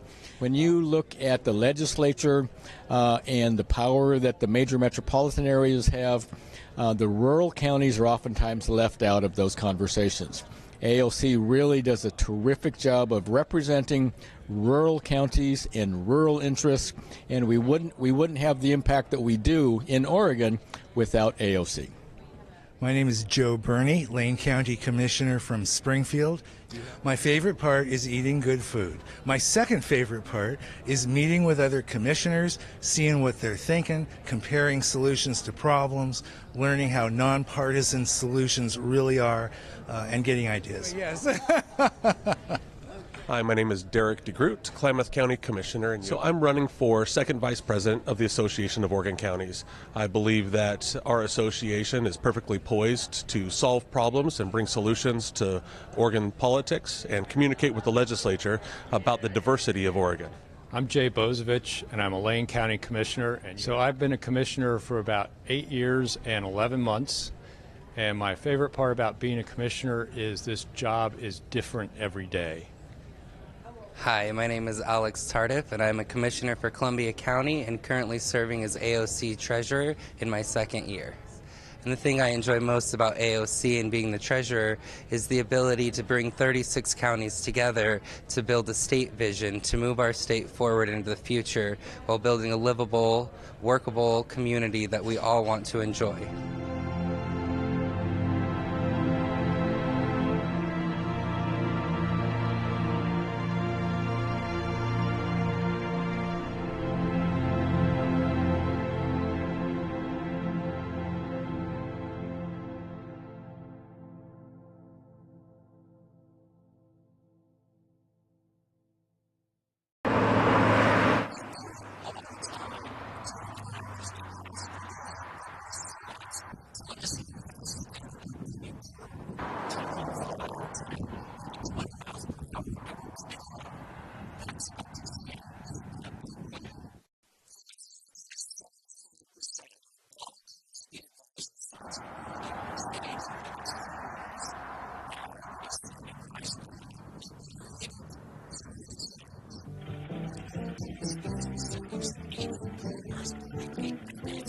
Sign that doesn't have a rider on it, so we take our first test at this posted speed limit of.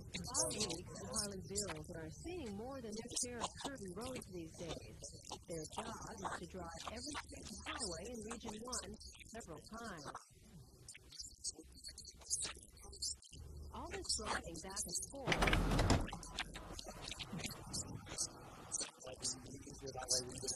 All right, sounds good. The old limits were set back in the 1930s and 40s and were changed very little until just recently. So now our limits are taking into account newer vehicles, a little bit more aggressive driving style, and so those limits are going up. And going up in a big way. This is Eric Leeming, a traffic devices engineer with ODOT. He's driving an ordinary car with some extraordinary tech on board, a GPS device that records data as he maneuvers every curve in the road. Back at his office, Eric can upload the data recorded in the car, and special software determines exactly the right speed for every curve, every time. Most speeds will increase by 5 to 10 miles per hour, but in some special cases, it's much higher. The state has a deadline of 2019 from the Federal Highway Administration, but with 8,000 miles of roads to investigate and potentially thousands of signs to change, they're not wasting any time. They're getting out there right now. Then we're going to W113.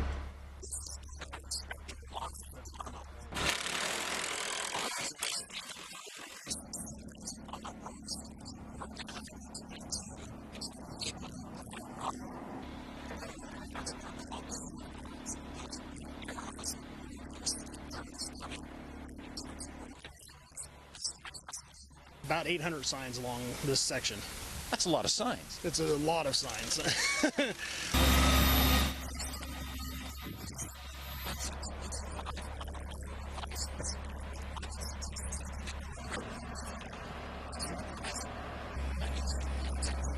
it's a 35-mile-an-hour corner, you should be taking it at 35 miles an hour.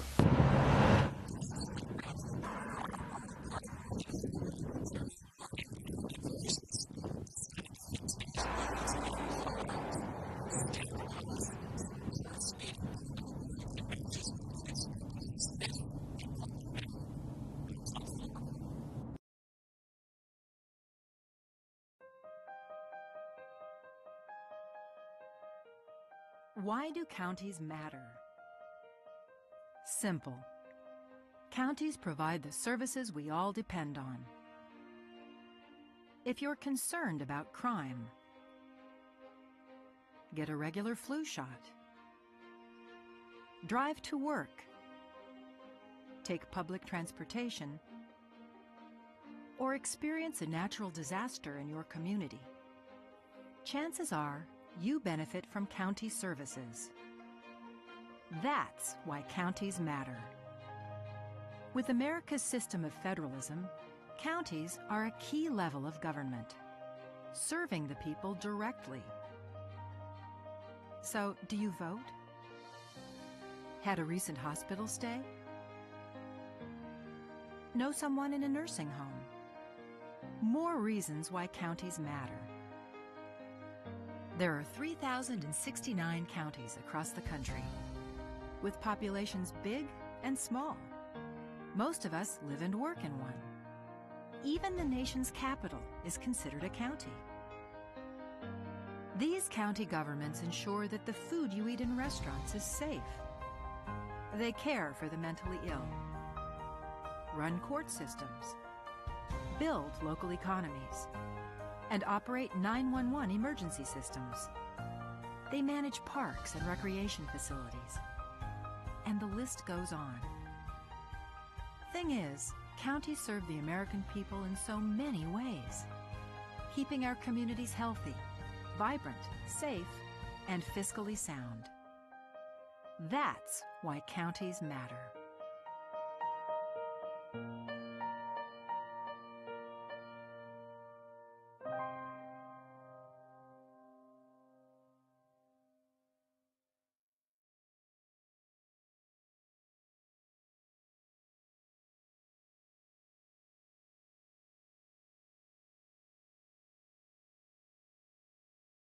Well, we're here with Commissioner Colleen Roberts for the monthly meeting of the ONC board, which Colleen sits on. Colleen, why don't you tell our audience a little bit about your mission and what you guys discuss at these monthly meetings? Sure. Well, our ONC board is of the 18 counties in Oregon that have the ONC lands on their BLM federal lands.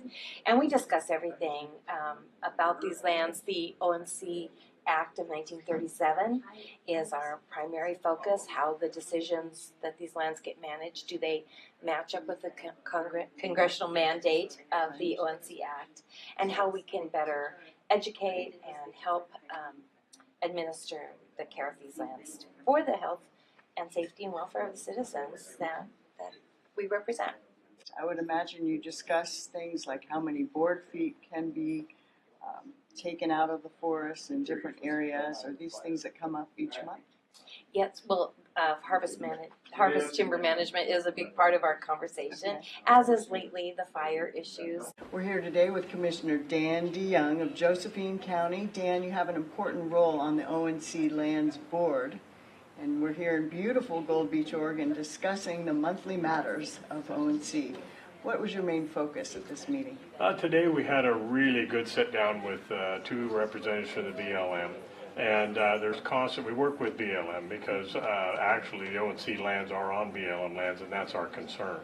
Mainly the ONC Board of Directors, which is a membership from all 18 counties. We always meet, I think it's bi-monthly, and then we have an annual meeting. And it's basically to discuss what the sign says, forest health, jobs, and county services. That the money coming from the sale of timber on ONC lands goes through the federal government. They take their share out of it and then return it back to the counties to be used for basically jobs, county services. A lot of county services, such as law enforcement, schools. There's just an awful lot of things that these individual counties can use the money for. But it's from the sale of timber on the ONC lands. ONC lands goes way back to 1937 with the ONC 1937 ONC Congressional Act and the ONC Act of 1937. We're just trying to get back to the actual verbiage and the language that's in that act. It's surprising to us how we can ignore a congressional act. That remains to be answered by the federal government. But that's what we want to get back to. Hi there. I'm Tillamook County Commissioner Dave Yamamoto.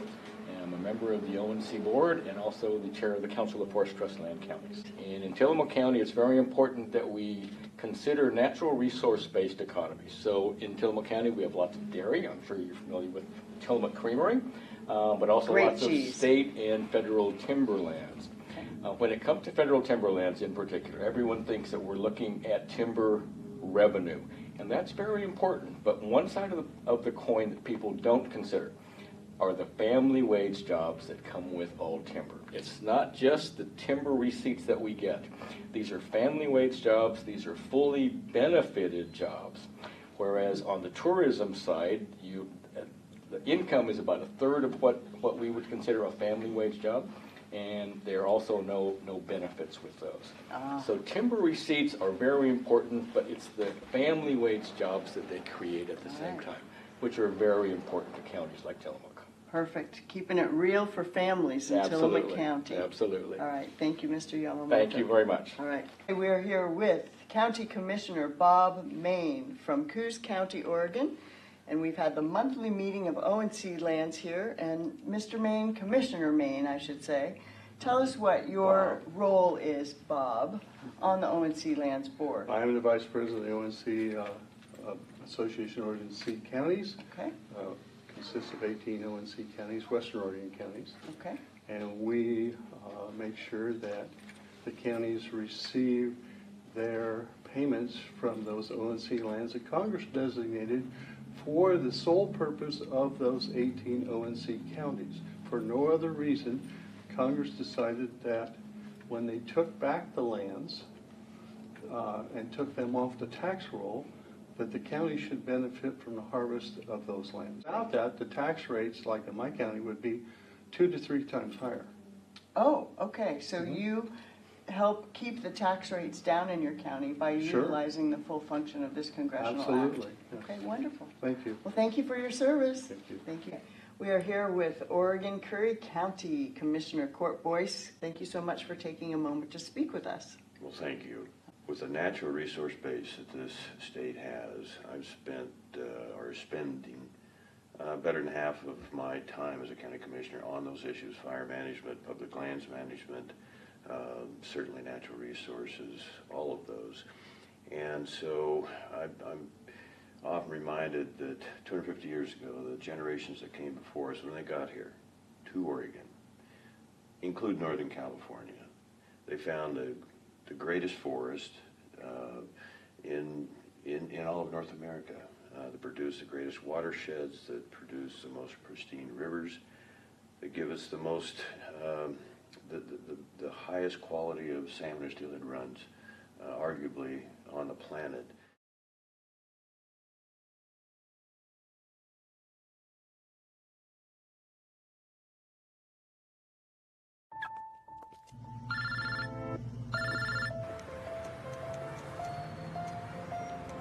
Yeah, I just picked her up. We should be there in 20 minutes. Who is it? Oh, it's him. Where is he? I know. Yeah, I know.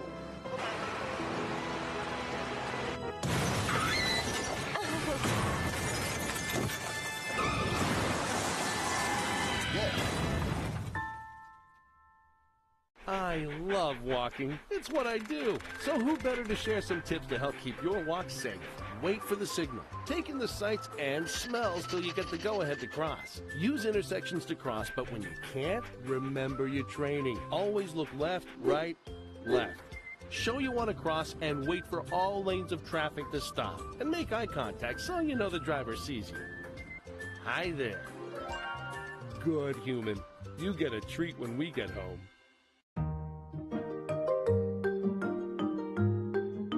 My name is Judy Miles, and I'm the program director for Ready, Set, Learn.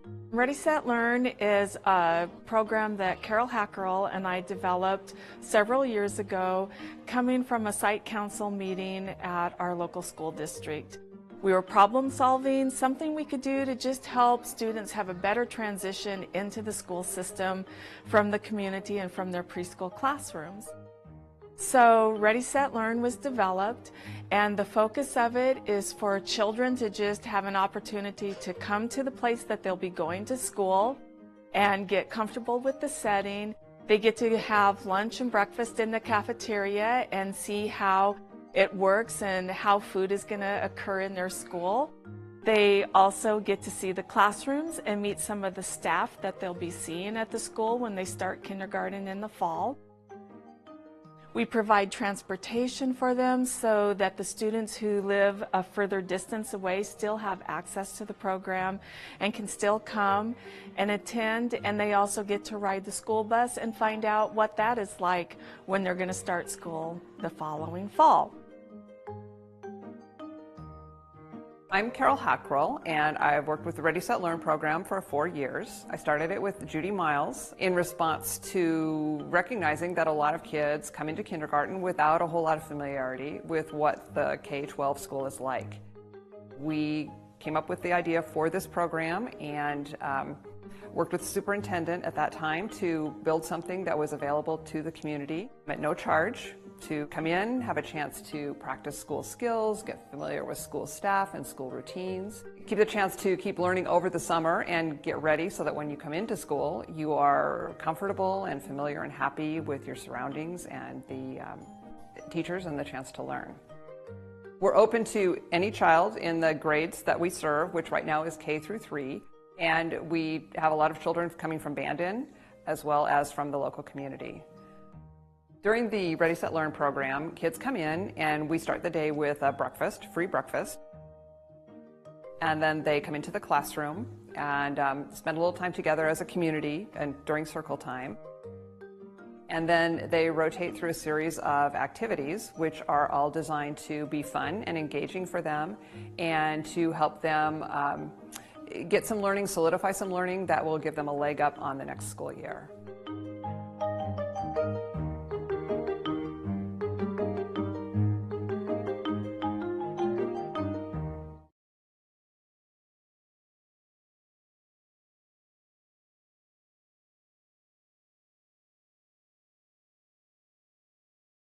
America's 3,069 county governments provide fundamental services for building healthy, safe, and vibrant communities. We are an intergovernmental partner, implementing federal and state policies at the local level, often under strict rules and funding constraints. County governments, through the National Association of Counties, engage federal policymakers on a range of issues like transportation, infrastructure, healthcare, public safety, and public lands management. All of these issues are vital to our nation's quality of life and our long-term prosperity. Decisions made by the White House, Congress, and federal courts have a major cascading impact on our ability to lead our communities and pursue a better future. Let's look at why federal policies matter to county government and why county government matters to America. Counties provide vital services that keep our communities thriving and secure. We own and maintain 45% of roads and 4 out of 10 bridges. We own more than a third of the airports and hundreds of hospitals and thousands of courthouses, jails, 911 call centers, and libraries. We play a critical role during emergencies like hurricanes, floods, and snowstorms. What if you called 911 and no one answered? What if you couldn't reach your medical facility because roads and bridges were in disrepair or never built? County governments are an indispensable part of the infrastructure and services that keep residents safe and connected. But with very limited revenue options under most state constitutions and laws, counties must make every penny count in order to fulfill federal and state mandates and required responsibilities. Nothing is more basic in our society than essential public facilities like schools, hospitals, airports, jails, bridges, and other infrastructure. Yet proposals have surfaced to eliminate or scale back tax-exempt municipal bonds. For over a century, municipal bonds have been the lifeblood for our nation's public infrastructure, helping finance more than $3.7 trillion in essential projects. If tax-exempt municipal bonds were eliminated or scaled back, county governments and our residents would face billions in new costs when financing vital facilities. Additionally, counties rely on MAP 21 and the Federal Highway Trust Fund to complement local transportation financing resources. With growing demands and mounting costs, we need a reliable federal partner to invest with us in our nation's economic growth and competitiveness. We need a long-term legislative solution with increased funding to ensure continued success in operating our nation's transportation system. Counties face further revenue losses each year because billions of dollars in e-commerce sales tax revenue isn't collected. The Marketplace Fairness Act would enable states and localities to collect existing, already owed taxes. It would also level the playing field between many internet retailers who don't collect sales taxes and Main Street businesses that do. County governments provide support services to federal public lands, touching 700 million annual visitors. We lead search and rescue operations, fight fires, protect the public's health, and maintain roads. Federal lands cover nearly 1/3 of the U.S. and impact 69% of counties. Because federal land is exempt from local property. I'm going to log in here. Hello, welcome back. We're back from lunch and continuing on with this discussion action items. We are at 6E, support letter request to U.S. Senator Jeff Merkley, supplemental environmental impact statement for Lost Creek Lake project. Commissioner Boyce. Thank you, Mr. Chair. Steve Byerlin had quite a hectic day. He offered to come in and explain why he thinks this is so important, but he gave us very good information, which I included in the packet for you all to read. Yep. So what I'd like to do, Mr. Chair, just read. There's a dozen sentences here, bullet points, and the main emphasis is that the original environmental impact statement, by the way, many people think EIS should likewise stand for an economic impact statement, but if I may, I'll just read these. And we're not asking for any funds at this time. It's going to evolve into that, certainly, but we want an updated environmental impact statement. Yep. And so here we go. Failure of hatchery mitigation and deteriorating infrastructure gone unaddressed or repaired. Depletion of spawning gravels that was dismissed by the United States Army Corps of Engineers spokesman in public meetings in comments to the EIS of 1972. Changes of life histories in spring Chinook. Changes in life histories and impacts of fall Chinook. Expanded in river predators. Maybe that should read expansion. Climate change impacts not foreseen in 1972 need to be considered. Genetic information on fish populations were unavailable 50 years ago. God, that was 50 years ago, wasn't it? It's going fast. Water storage flexibility needs addressed. Rogue Basin economy has suffered unintended harm from a failed mitigation program and unaddressed fisheries impacts. Near total closure of retention of wild spring Chinook for the last decade, with a 60% decline in wild population and a failed hatchery mitigation program that is 80%. I want to repeat that, is 80% below required levels this past 5 years. 4 more, Mr. Chair. Loss of harvest of an estimated 60,000 spring Chinook to ocean harvest, both commercial and sports, affecting all of the Oregon coast and the Northern California fisheries. Opportunities to address dewatering of tributaries by trade-off of stored water from Lost Creek Reservoir. Lack of record of decision for project per FOIA, that stands for Freedom of Information Act, request from, my apologies, USACE, Corps of Engineers. And finally, improper identification of actual lost habitat under the impoundment. EIS identifies it as 11 miles, actual is 14 miles, a 32% underestimate, which has affected hatchery mitigation for 50 years. So I think you know that I've been to the Coal Rivers Fish Hatchery. We'll be including the Coquille Tribe in this. Of course, they've been great contributors to everything we're dealing with there, but I've been there 3 times in the last 4 months. The last time Senator Merkley was there, and I I have to brag on him just a little bit. He was very familiar, very knowledgeable on what we're dealing with there, and I think he shares our concerns. You know, the 3 Rogue Basin counties, and he's been dealing with the power issue. So what we're recommending here is if the board approves and wants to send the support letter, we will go to Mr. Byerlin, and he will send a letter back to us. We could approve it today subject to his letter, so we wouldn't have to bring it back on the 6th. We could, but I think we want to speed it up as best we can. If there's something we don't like about the letter when he sends, then it would unfortunately delay it. So that's all this is. Those 12 bullet points explain why we think this is critical to the entire southwest corner of Oregon and fish recovery. To me, the quicker the better. If we can entertain a motion with that verbiage in there, will be perfect as far as I'm concerned. I'm gonna make a motion, Mr. Chair, that we direct Curry County Rogue Salmon and Steelhead Recovery Coordinator Byerlin to draft a letter and get it to our board as soon as possible for presumptive approval. Okay. I'll second with with some discussion. Okay. Discussion? I just want to clarify, Commissioner Boyce, you stated 12. There's actually 15 bullet points. I was just guessing. Yeah, but that's fine. All right. Thank you. No, that's fine. I just wanted to make sure there was... Actually, I should have counted. Point well taken. No, all the bullet points. Yeah, all the bullet points, period. How about that?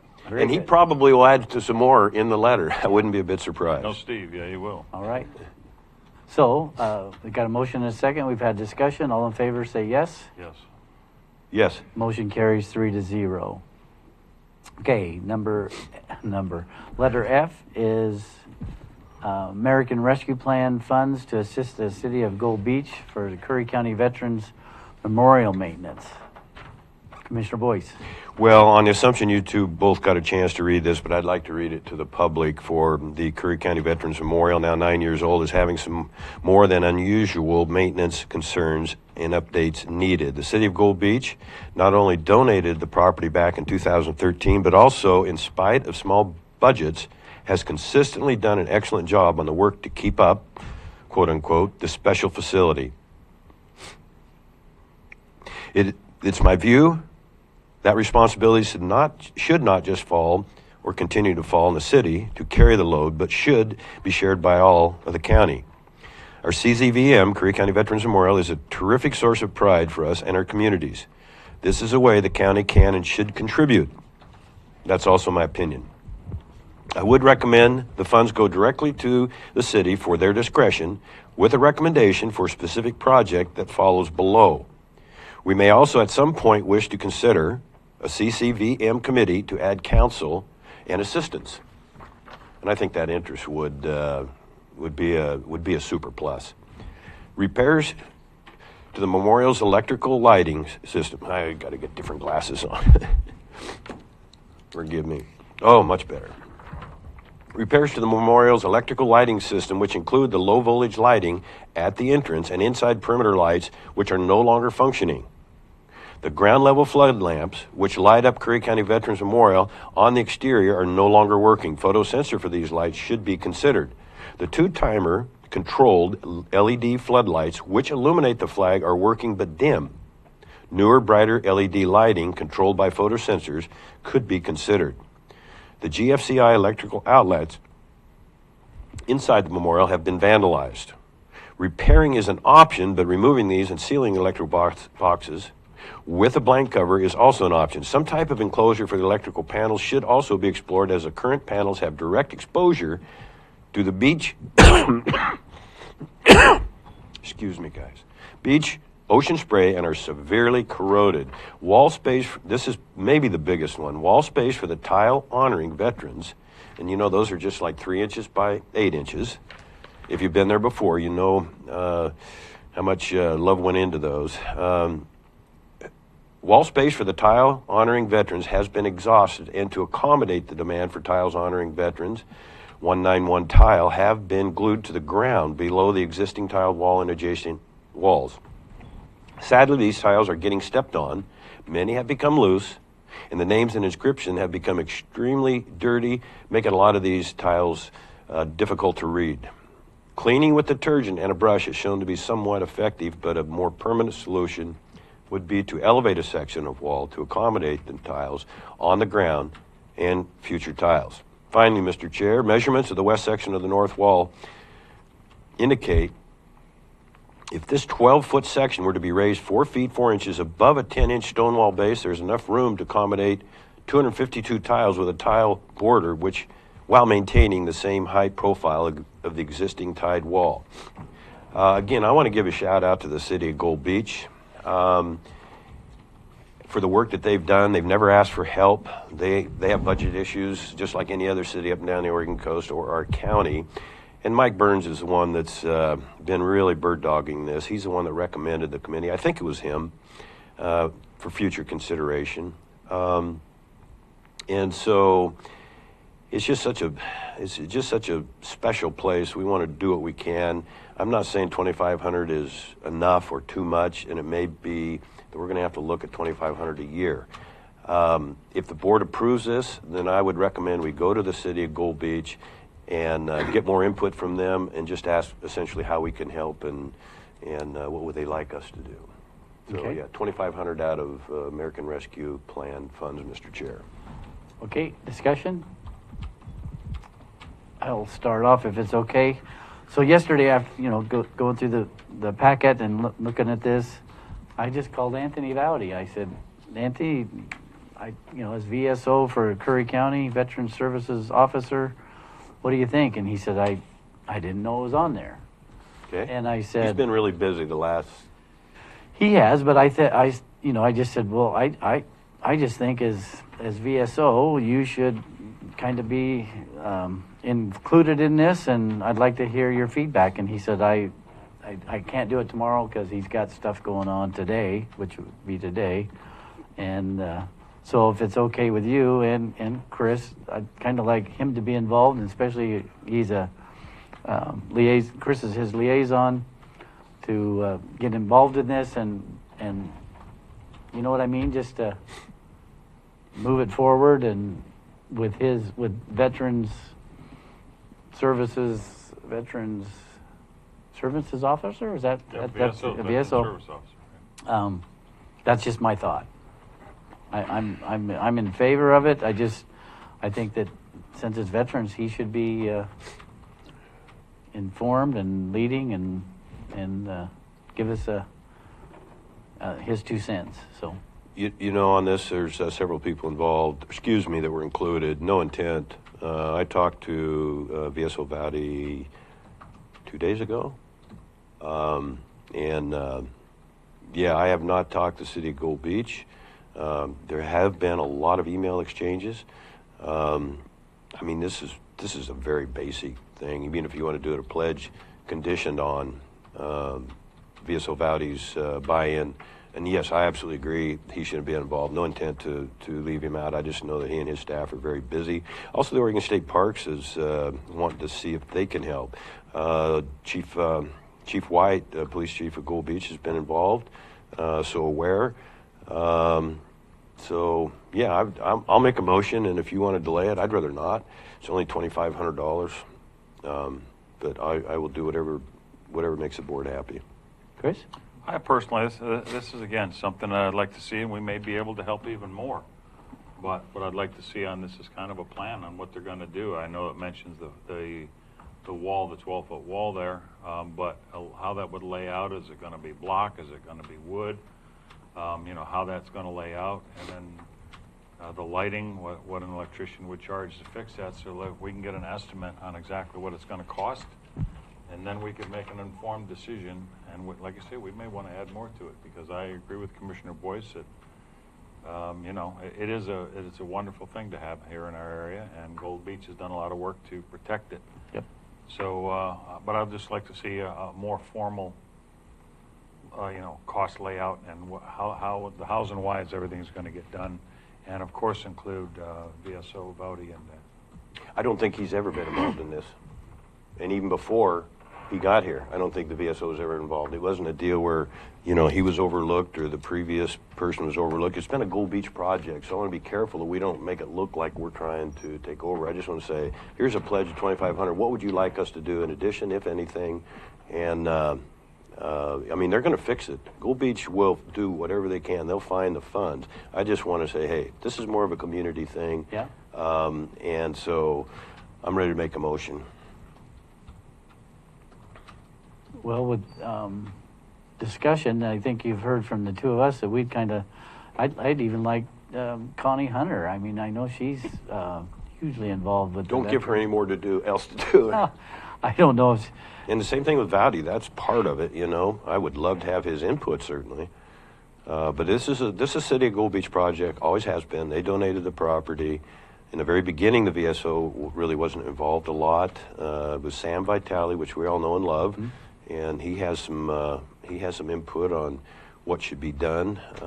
So yeah, I'll make a motion that we approve. Just real quick, Chris. I actually spoke to Sam about this 2 years ago. This exact problem of the tiles being on the ground and people walking on them, and he said at that time they didn't have the budget or the wherewithal to do it. So, I mean, personally for me, Commissioner, I'd rather send Gold Beach a letter saying that how much we appreciate what they've done, and that when they come up with a plan and a cost bid for it, to please include us in it, and we would contribute to part of it. Always the delay, it seems like to me. I mean, this is so straightforward. I mean, what I've heard from you two are not bad ideas, but it just seems like we drag our feet on, I mean, $2,500 for something this important and to our program, another way to bring the communities together. So, but what if it needs to be 5,000 or 1,000, and somebody wanted to donate, or I don't want to get the cart before the horse, and I don't want to be slow. I don't know. Okay, I'll disregard a motion. Thank you. But I think we definitely need to, get Anthony Vowdy involved and look at it and get with the city and say, what's it going to take to fix this and fix it correctly? That's the way to do it. Let the city decide how to fix it, how they want it fixed, and what it's going to cost, and then present that to us, and how much are you going to contribute to the cost of this. So as his liaison, you will move forward on that? Since this is my project, I would prefer to do that, Mr. Chair. Okay. Go ahead. Appreciate that. Next on the agenda is consumption tax, Josephine County and Curry County matching plan and efforts and plans in time for November 8th, 2022 election. Council Pope, I hate to ask for that crazy clicker. Oh, disregard. Yeah, we got it. You got it? So I think you all know 10 days ago I went to Josephine County, met with the sheriff, met with Dan DeYoung. They're refining their project, their proposal. They're calling it a sales tax. I believe it's truly a better category of a consumption tax. I want to go, let's see here. Well, that wasn't the right one. Sorry, guys. That's a good picture, though.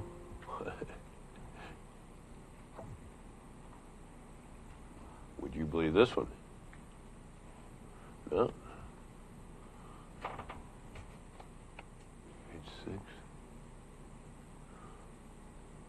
Oh, they're all the same. Whoop. Oh, man, we didn't practice, did we, JJ? So I'm looking for the sales tax information that was between, let's see.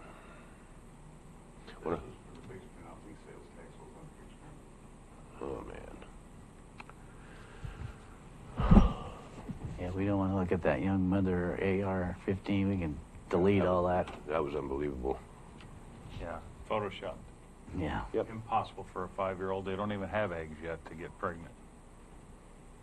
They don't even have eggs yet. Okay, here's where we are, guys. Basically, what I want to do is ask the board. You know, there's been a little bit of contention since June 8th. We we approved, Commissioner Herzog and I did, optional to the 7 elected officials, a 3% cost of living adjustment instead of a 5% to the sheriff and 8% to the treasurer, just those two. And so there was a lot of emails flying around that, hey, this dooms a future consumption tax going before the voters. That might be true. But in fairness to our approach here, since late 1990, there's only been 3 special levies passed out of, 19? Bunch. So our odds aren't very good. So unless the board gets together and all the elected officials and the county, then I would find it very difficult to be optimistic. So what Josephine County has done, though, and if we could possibly go in with them on a matching system, a matching approach, there'd be some good PR. They have law enforcement concerns. Their entire consumption tax is strictly for law enforcement, and I like that, of course. It takes a lot of pressure off a lot of people, and if we could actually get this through the voters, it would solve a lot of problems. They do 3%. That sounds like a lot more than 2.5%. They call it a sales tax, as I mentioned. We call it a consumption tax. But I'd like to, want to get back to a task force, the consideration of finding those people, recruiting them, and bringing them in to take a serious look at this. Just a few bullet points here. Money collected in Josephine County stays in Josephine County. In this case, it would stay in Curry County. All revenue is dedicated to law enforcement. Cannot be raised, in other words, the 3% or 2%, whatever we decided, cannot be raised unless receives voter approval. The merchants keep 5% of collected monies to offset cost of collection. And I'm sorry this isn't up on the screen. I thought JD and I had that totally organized. You can go to the website, it's in the packet. Oh, it's all right. But you want me to give you this? You'd find it faster than I would, pardon. And here's really this: when we met with the sheriff over there and 3 Grants Pass city councilors, they broke the tax down on a population basis. And listen carefully, because I think I understand this correctly. It seems pretty basic. Revenue is divided between the city of Grants Pass, city of Cave Junction, and Josephine County by population. The state police and the rural sheriff's department has to cover for Cave Junction.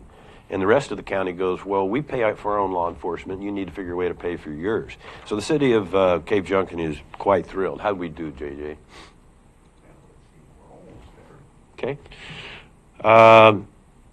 Tax kicks in on April 15th of the calendar year and kicks out October 15th. Now, that is 6 months. I'm not so sure originally someone recommended, might have been Treasurer Barnes, that we just do a seasonal thing. Initially, I wasn't in favor of that. The more I look at that, and if we could dovetail with them, join shoulder to shoulder, we might want to take a look at that. The only thing I would question, do we want to do 6 months or 7 months? Thank goodness our tourism season is extending on the shoulder parts of the calendar year instead of just June, July, and August nowadays, where it was when I was in that business for years. 3 months. Now it really is closer to 6 or 7 months. But these details could be worked out. Depending on the jurisdiction, possibly it could relieve property taxes. I've always said that it's reasonable to assume it would take pressure off the property tax people. Let's see. Captures out-of-town money and unclaimed income. Well, you meant that only applies to the first 2,000. Thank you, JJ. Of any taxable purchase. Yeah, that has to do with, I think that's a misprint. It has 3%. Anything above that, no, as I understand it. I'm glad that I can show the public and the board here on a full year, $40 million. I don't understand how that could be $22 million more than the tourism season. That doesn't make sense to me. So I'm going to get some clarification on Commissioner DeYoung on that. I think that should be about 22, and that should be, yeah, it shouldn't be the same. Right. because there's going to be a lot more dollars flowing during the summer 6 months.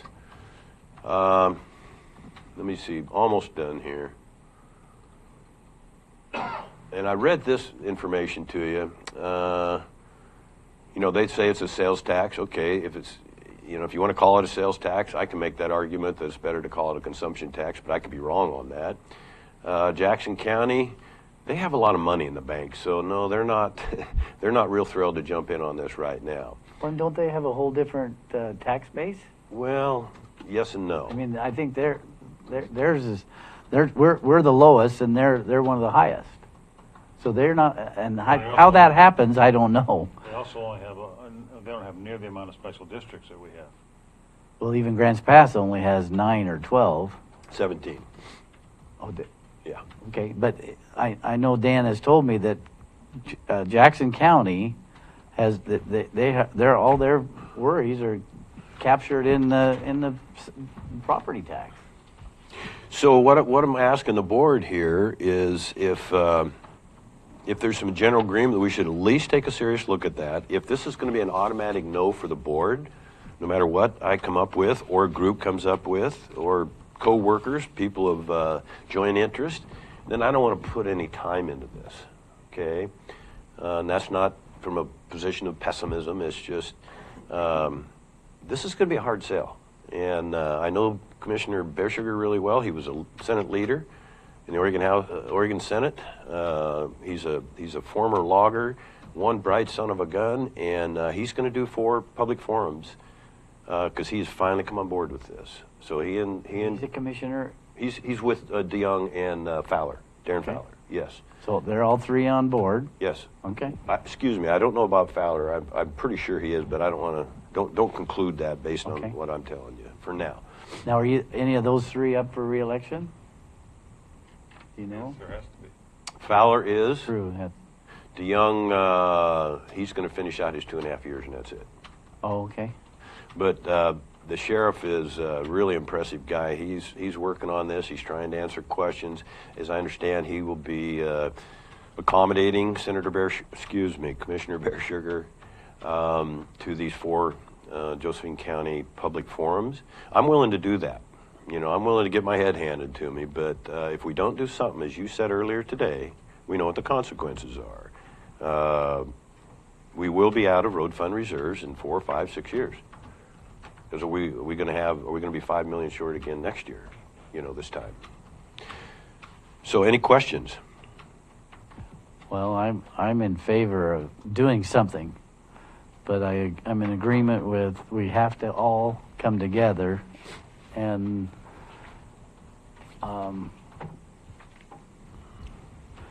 yeah, that's the key right there. Dave, you want to say something?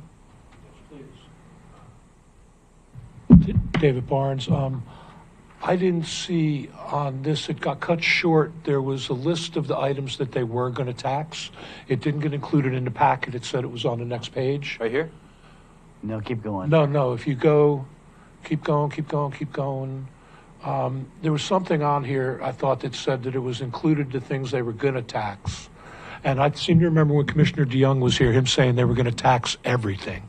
That's what I thought it said, everything. Yeah, they were going to tax everything. Well, see, that's confusing to me, and I think that's a good point in that they're talking retail sales. Well, retail is just about anything, including visitor expenditures. So I don't know.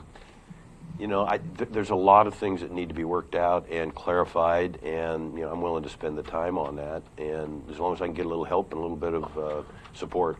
Yes, Dave, I think you're thinking of. It says 3% sales tax on scheduled items. Is that what you're?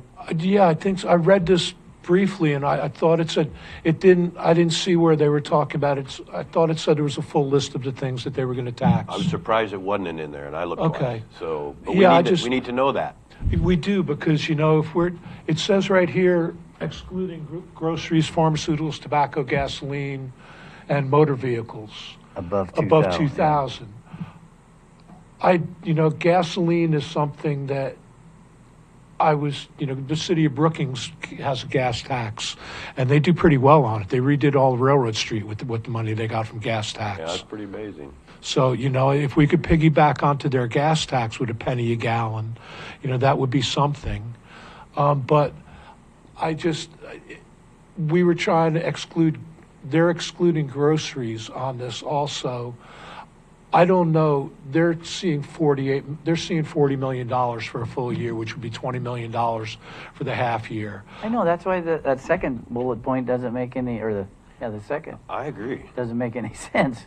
Because that's actually the bigger part of that year. What Mr. DeYoung was saying when he was here was that what their hope is that residents will put off purchasing during the seasonal months, and then that will generate more business that will generate more sales for businesses during the off season when it's not taxed. Okay, that makes sense. So that was the way Commissioner DeYoung described it when he was here. It increases residents' buying power during the off season by not having to pay a tax. Was the words that he used. There's an incentive there. Yes, but there's also, when you think about it, if you live in Curry County, you're going to Grants Pass or you're going to Crescent City to buy a refrigerator, to buy a stove, to buy lumber, you know, to buy the things. We don't have a Walmart here. We don't have a Home Depot here where they have those things over in Grants Pass. You know, they also have, I believe, the population in Josephine is 5 times that of Curry County.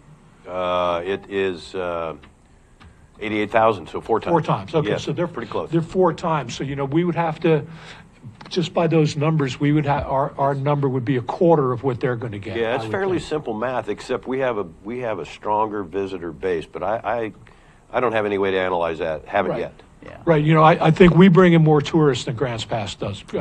Proportionally, yes. Yes, I would think so. You know, we have an ocean. They don't. Yeah. So, you know, I would think. And they whine about that too. I'm sure they do, but, you know, you know, like you started with when you started, you know, I think it's going to be a hard sell. I don't think that the raises make it an easier sell. I've been thinking about this for a couple of years now and trying to develop stuff in my mind. I've told you all the ideas that I've had over the last couple of months. And, you know, we do have to do something. So if this is what the board wants to do, you know, I will. I don't know how much I can do to help, but I won't stand opposed. So I'll just open this question up to anybody that's hearing. Involving the cities, you know, that's pretty easy math as well. Mm-hmm. You know, the county population's about same as theirs. I think it's about 54%. I could be wrong on that, but I'm pretty sure.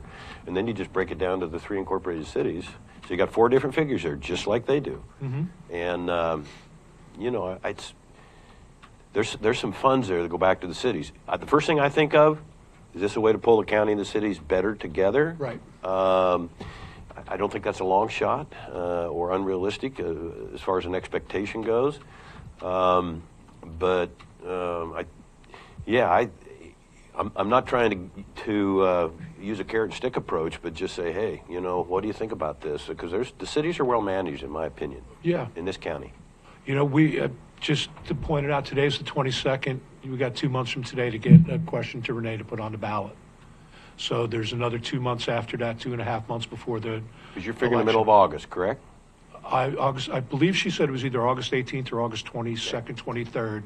But it's middle of August. The ballot question has to be put out there. So, you know, and then there's time to work on it after that, and you work on your sales approach to it. You know, how do you sell to the people? You have time to do that. But if you're going to do this, the most important thing to do right now is to work on the wording for a ballot question to get on the ballot.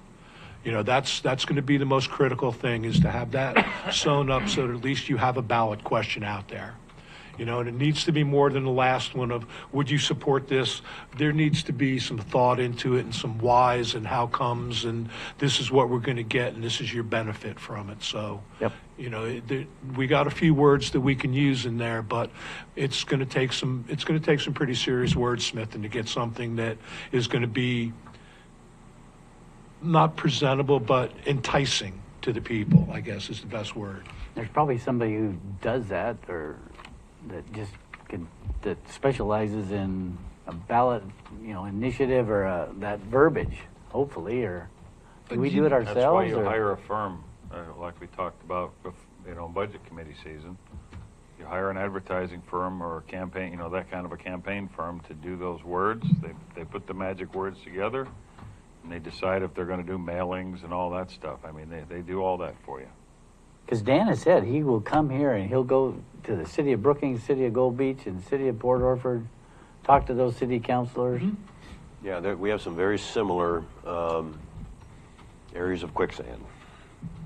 So what I'm going to do is take the questions we had there and get that clarification with Commissioner DeYoung, and I'll get back to the board as quick as I can. But yeah, 2 months, that's a stark reality of what we're looking at here. And again, on that, I felt there's no way we can get this done by November. It will be rushed.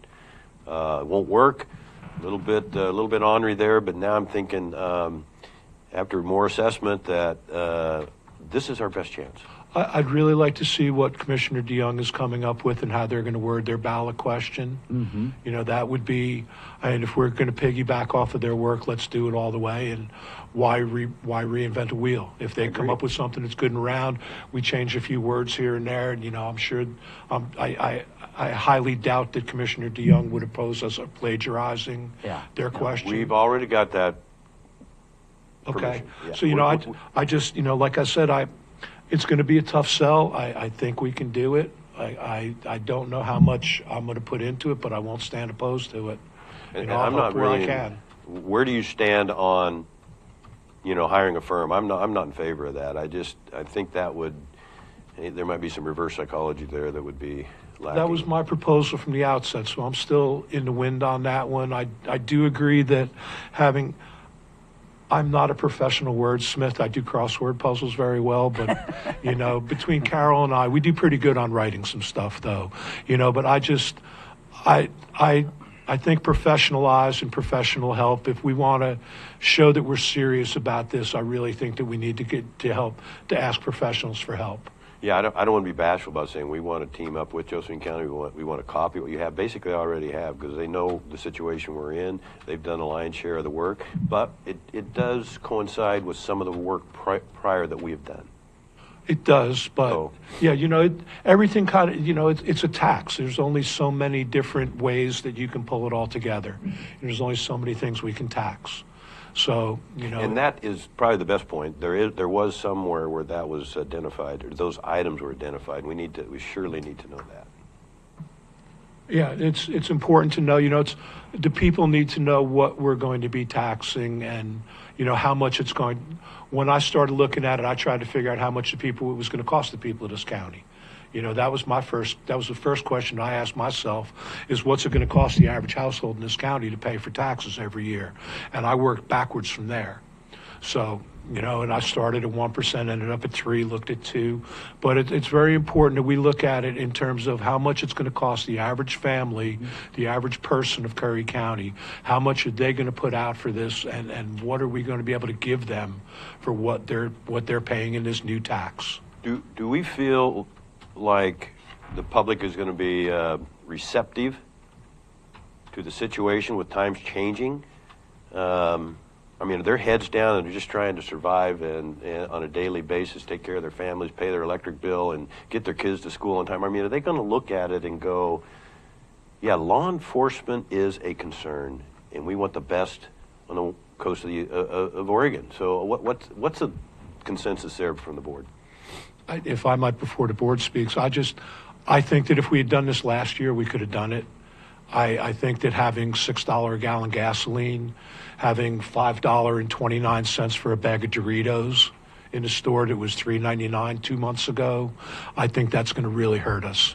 You know, people are spending more out of their own pockets for everything, and their wages aren't going up, their Social Security's not going up, their pensions aren't going up, but the prices keep going up, and there's no relief for them in sight. And I really think that just the state of the economics of the country right now is going to be a really big hurdle for us. I agree. The wages are, you know, there's a demand. Excuse me, go ahead. No, I just agree. There's a demand for the labor market, so. And it's a big thing. You know, this November election it's not just about us. It's about governors, and it's kind of, you know, and I mentioned that way back, that it's kind of a hair on fire election. And do we want more fuel on that this November is an election on the state of the country. Yeah. And how people feel about the state of the country. So, and it's the most important election of any recent cycle that we've had. But it's, I think it's going to be hard, but, nothing that's worth it is easy. So so then the question, Christensen have anything he wanted to add? He can, but then the question too, Court and Dave and Chris, Anthony, JJ, Rich, is, do we hit it hard for next year, early next year, and where it's just kind of its own? That's going to cost you more than it's going to cost to get a professional in here to help you. Remember, you were all at the last managers meeting a couple of weeks ago, and we have the support of everybody. All the department heads, all the managers, all the electeds, all stood up and said they support this idea. So, I think we got to run with that and take it from there. It's going to be hard though. But I'll let Rich speak as. Okay.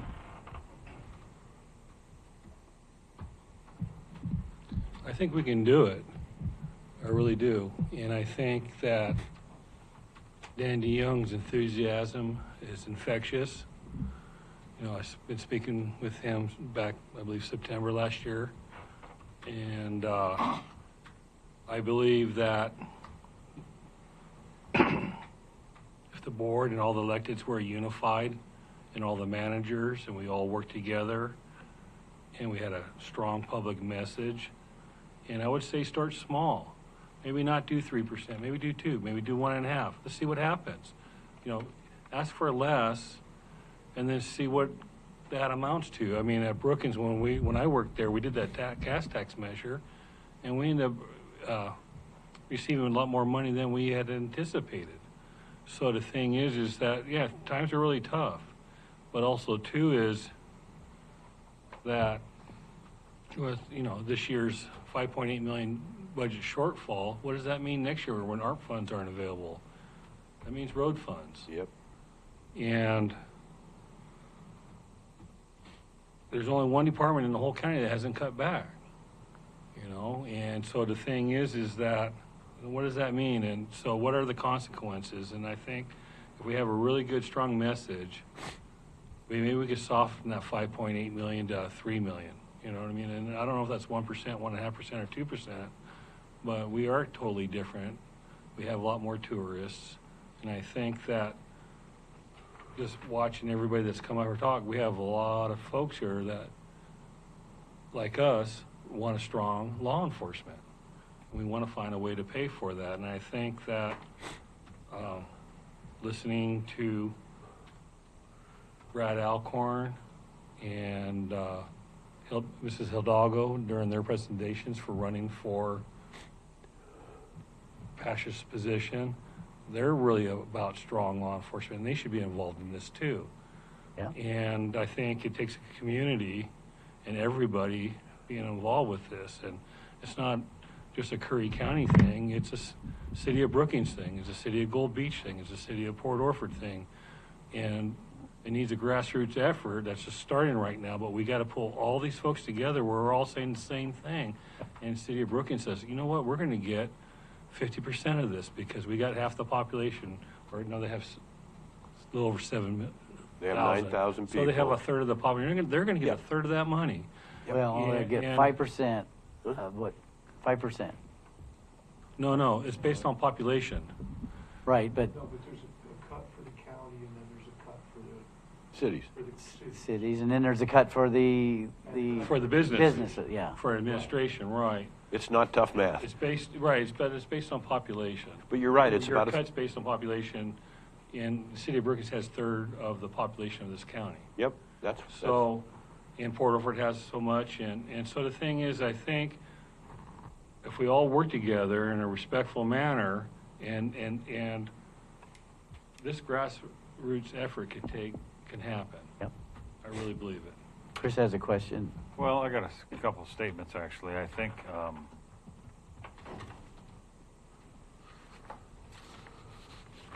including the cities, getting the cities on board is imperative, because if let's just take $1 million and Brookings is going to get 300,000 or 250,000, whatever the number is, that's going to, and it's law enforcement, dedicated to law enforcement. Now they can free up money in their budget to do other things. They know that money is going to be there for law enforcement. So Port Orford, they can expand their law enforcement if they want to, or contract with the sheriff's department, or however they want to do it. You know, I think the thrust of this is we don't want to raise your taxes.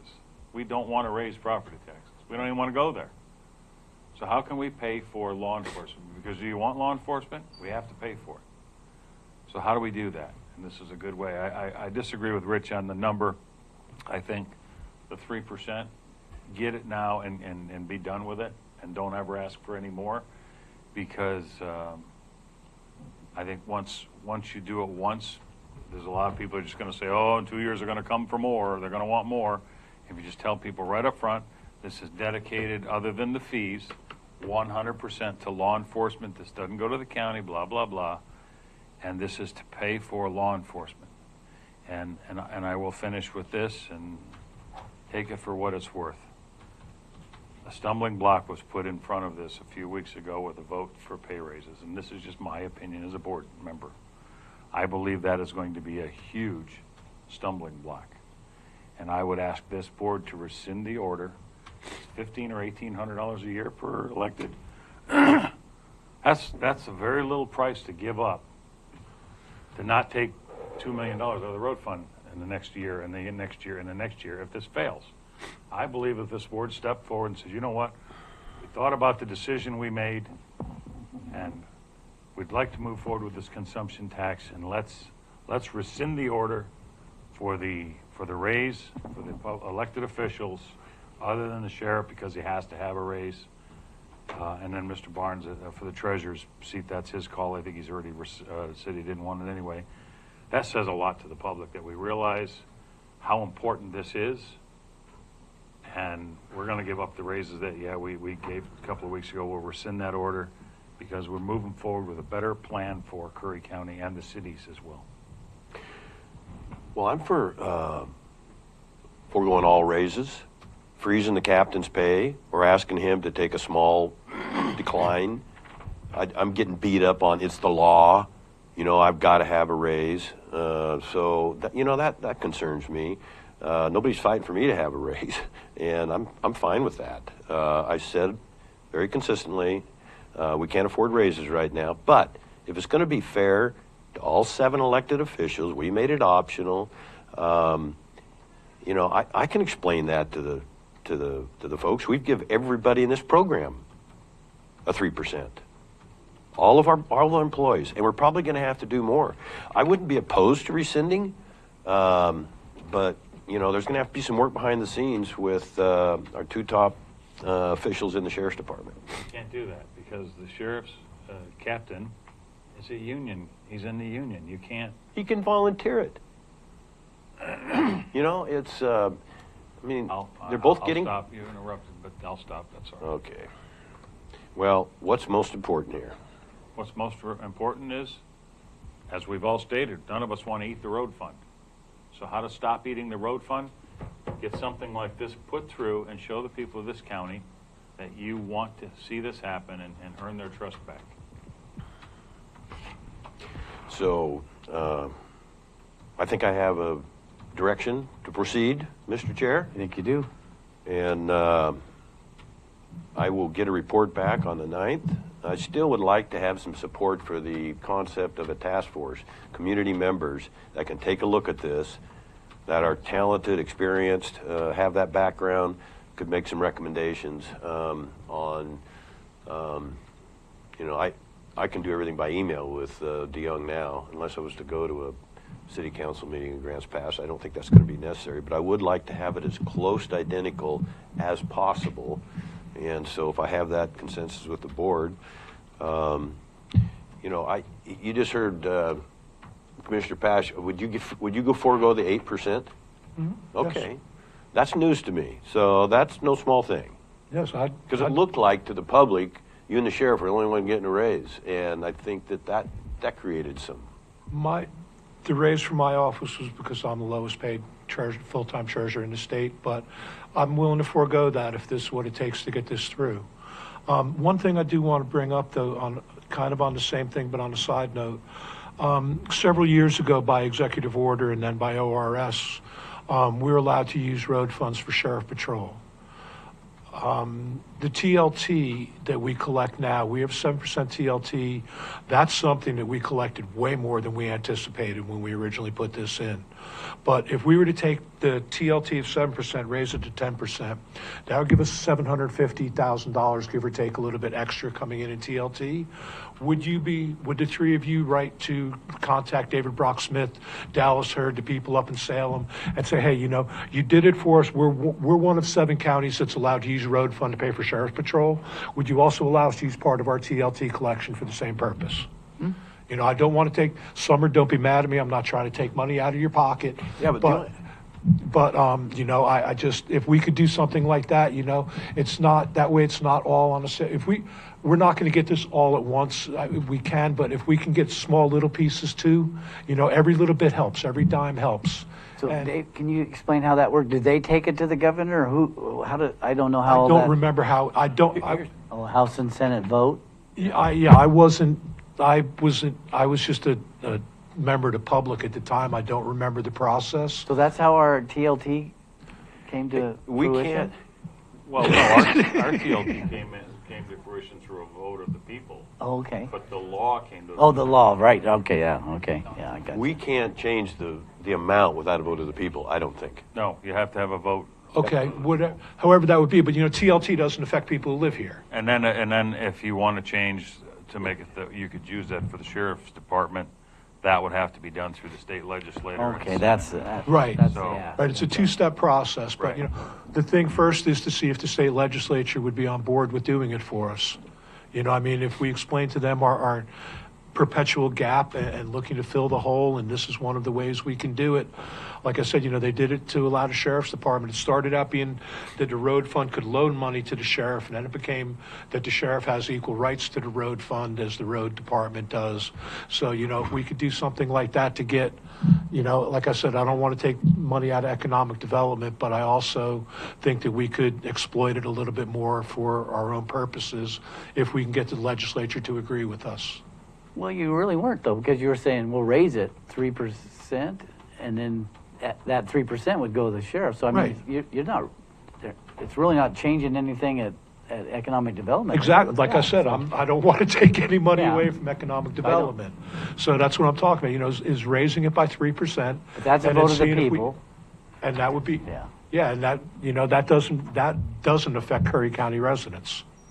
Then that's a vote of the people. And then the other part, so it just goes to the sheriff's department is through the state, or the Senate and House or whatever. Yeah, no, through the state. Yeah, it would come in and it would stay here, but we would need to send it to the state legislature to vote to allow us to do it.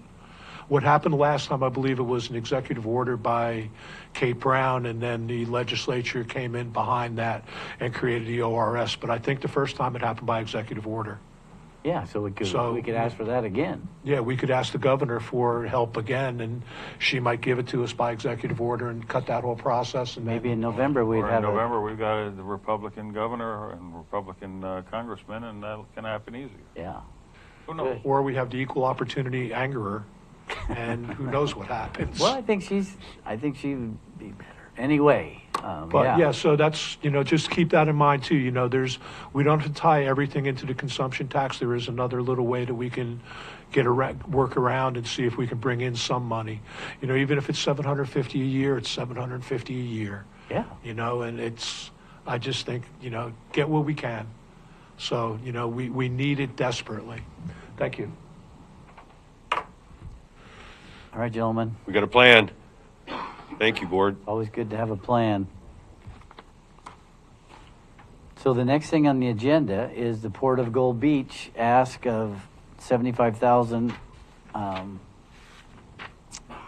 and we have pictures of the failing high dock, as Mr. McNair called it, and so board definitely failing. Thank you. I put the figure in at 75. He didn't have, Mr. McNair did not have a specific figure he wanted to recommend. He didn't want to put any pressure on us, and as he said earlier today, we'd want to treat all 3 ports fairly. And those 3 ports they're near near and dear to our hearts. They're so unique on the Oregon coast, so much different, all three of them. And of course, they have similar issues. So I think what we should do here is consider pledging, based on his presentation earlier today, $50,000. And if that doesn't do it, he can always come back for more. And of course, no surprise, he and the other ports absolutely would commit to full disclosure on everything ahead of time. You know, right now they're just hitting the ground running and trying to make sure that we don't have a really serious issues. So I'm looking for 50,000. It's a pledge. If you have any questions, I'm sure open to that. And I want the other ports. They need to come back to us. Port Orford did send us a good letter. You know, 4 or 5 months ago. Maybe they need to amend that, update it, okay, and say here's what we would do with our 50,000. Same thing on Brookings. Well, that's what I'm thinking, Cord. Cause even Bill in his thing this morning, he said Brookings and Gold Beach did this. You know, we know the Port Orford doesn't because they're different.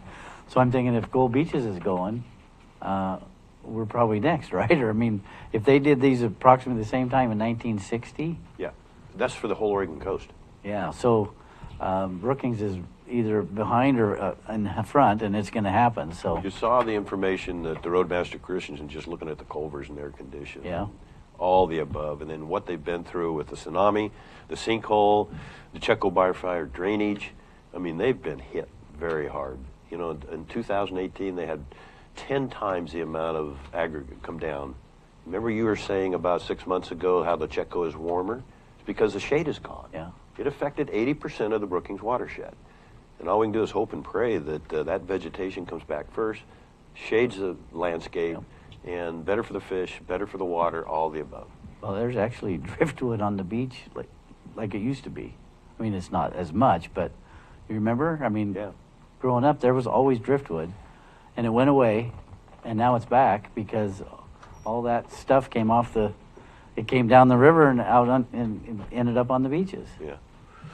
That fire it just compounds the amount of stuff it does over the years. So would you like more information? Would you like me to make a motion? I have a sense the board's together on this, and I think make a motion. Huh? I think make a motion. Okay. Excuse me. Sorry, JJ.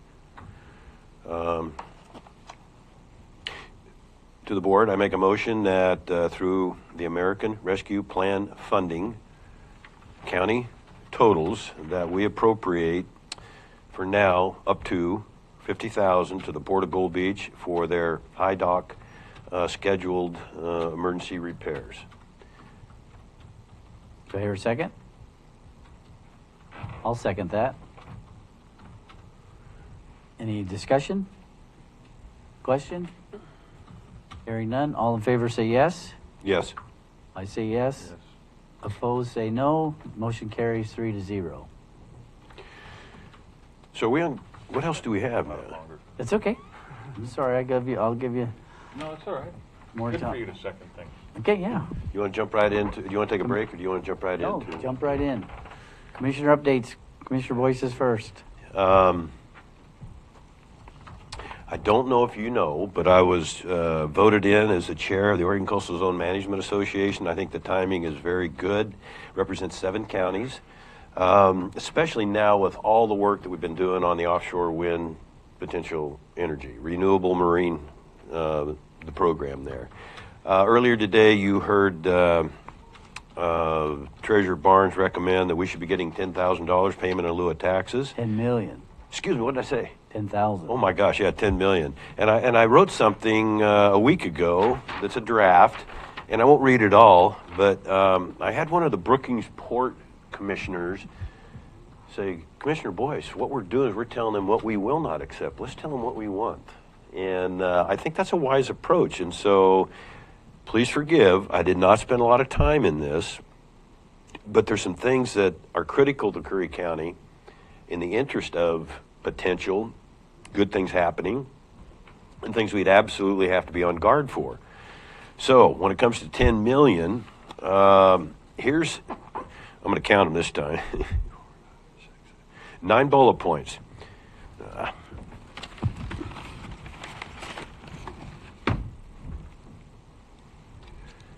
Here's what we would want to make this work, and we'd be very easy to get along with, but we're going to stiffen our neck for what we think is best for our county and our fishing industry and our economy and our environment, and why we live here. So number one, significant support to guarantee enhanced fishing opportunities for our local fishing industry and the families it supports in our community. Significant funding and support for additional infrastructure projects for all 3 Curry ports, Brookings Harbor, Gold Beach, and Port Orford. Significant steps that guarantee power cables coming on shore will not negatively affect our coastlines environmentally. Number 4, significant assistance for the services our counties provide in the face of related and inevitable future impacts on our communities. We know there's going to be a lot of things that affect our law enforcement, hopefully schools, all the above. So we're going to need some help. Significant funding to significant steps to guarantee all measures will be taken to assure there will be no impacts on the navigation system of our anadromous fish and other ocean species. At the BOEM meeting last Friday on the 17th, there was one, was she from DLCD? Anyway, she had apparently studied this, says it's not an issue, but she wasn't convincing enough to a lot of people there. So her presentation was good. I'm not being negative. Concerning migrating whales? Yes, when electric feed off or whatever, it gets in their system, and they've already proven that it happened to the crabs, and they get confused, disoriented. So we're not happy on that one either. Fish and other ocean species.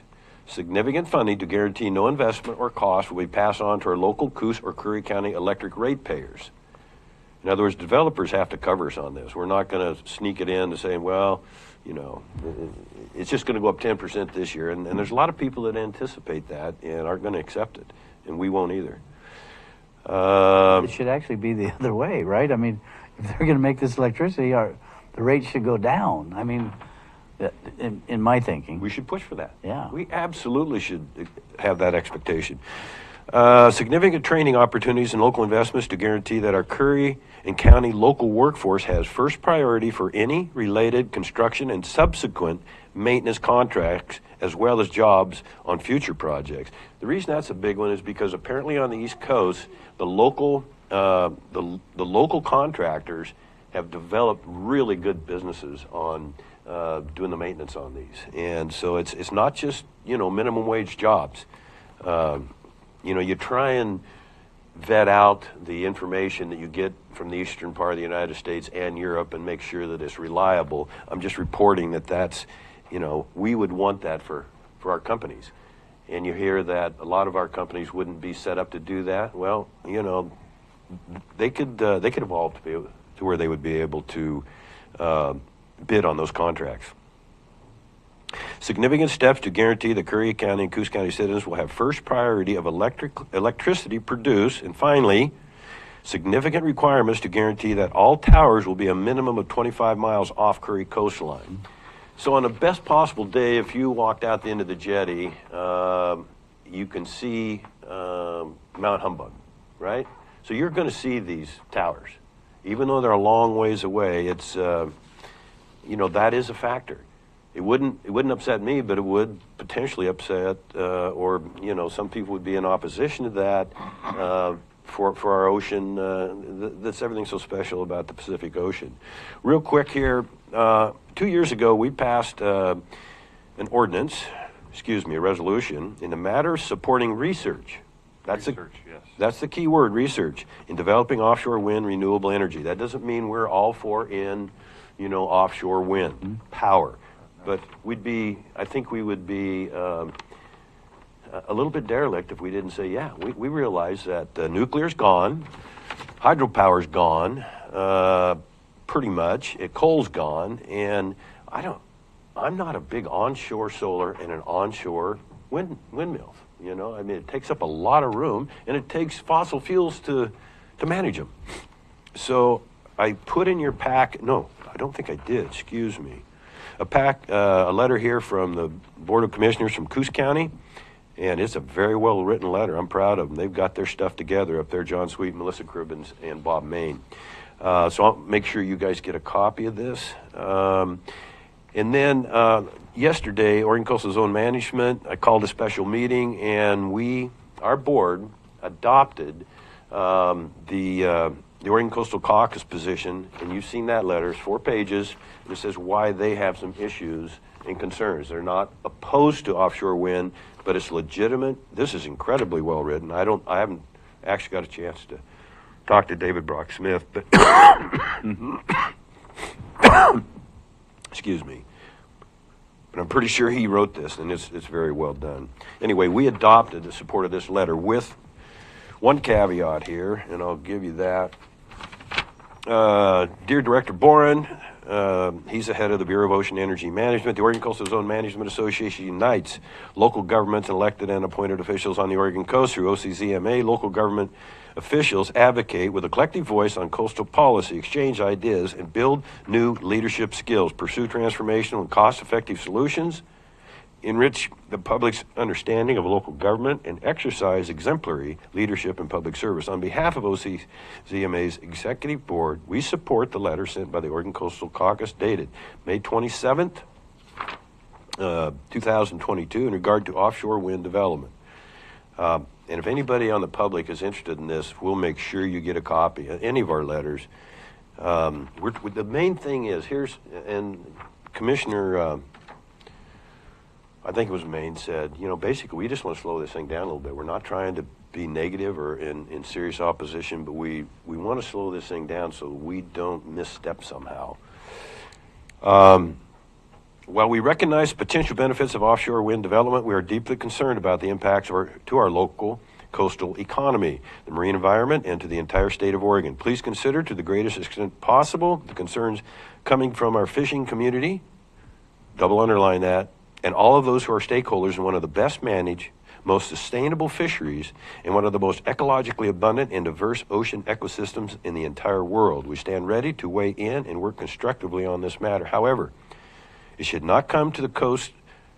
Should not come at the cost of family wage jobs in the commercial seafood industry that is so critical to our Oregon coastal constituents, their communities, and the businesses that support them. In addition, OCZMA recognizes the need to slow down the process to better understand the risk and uncertainties to the ecosystem.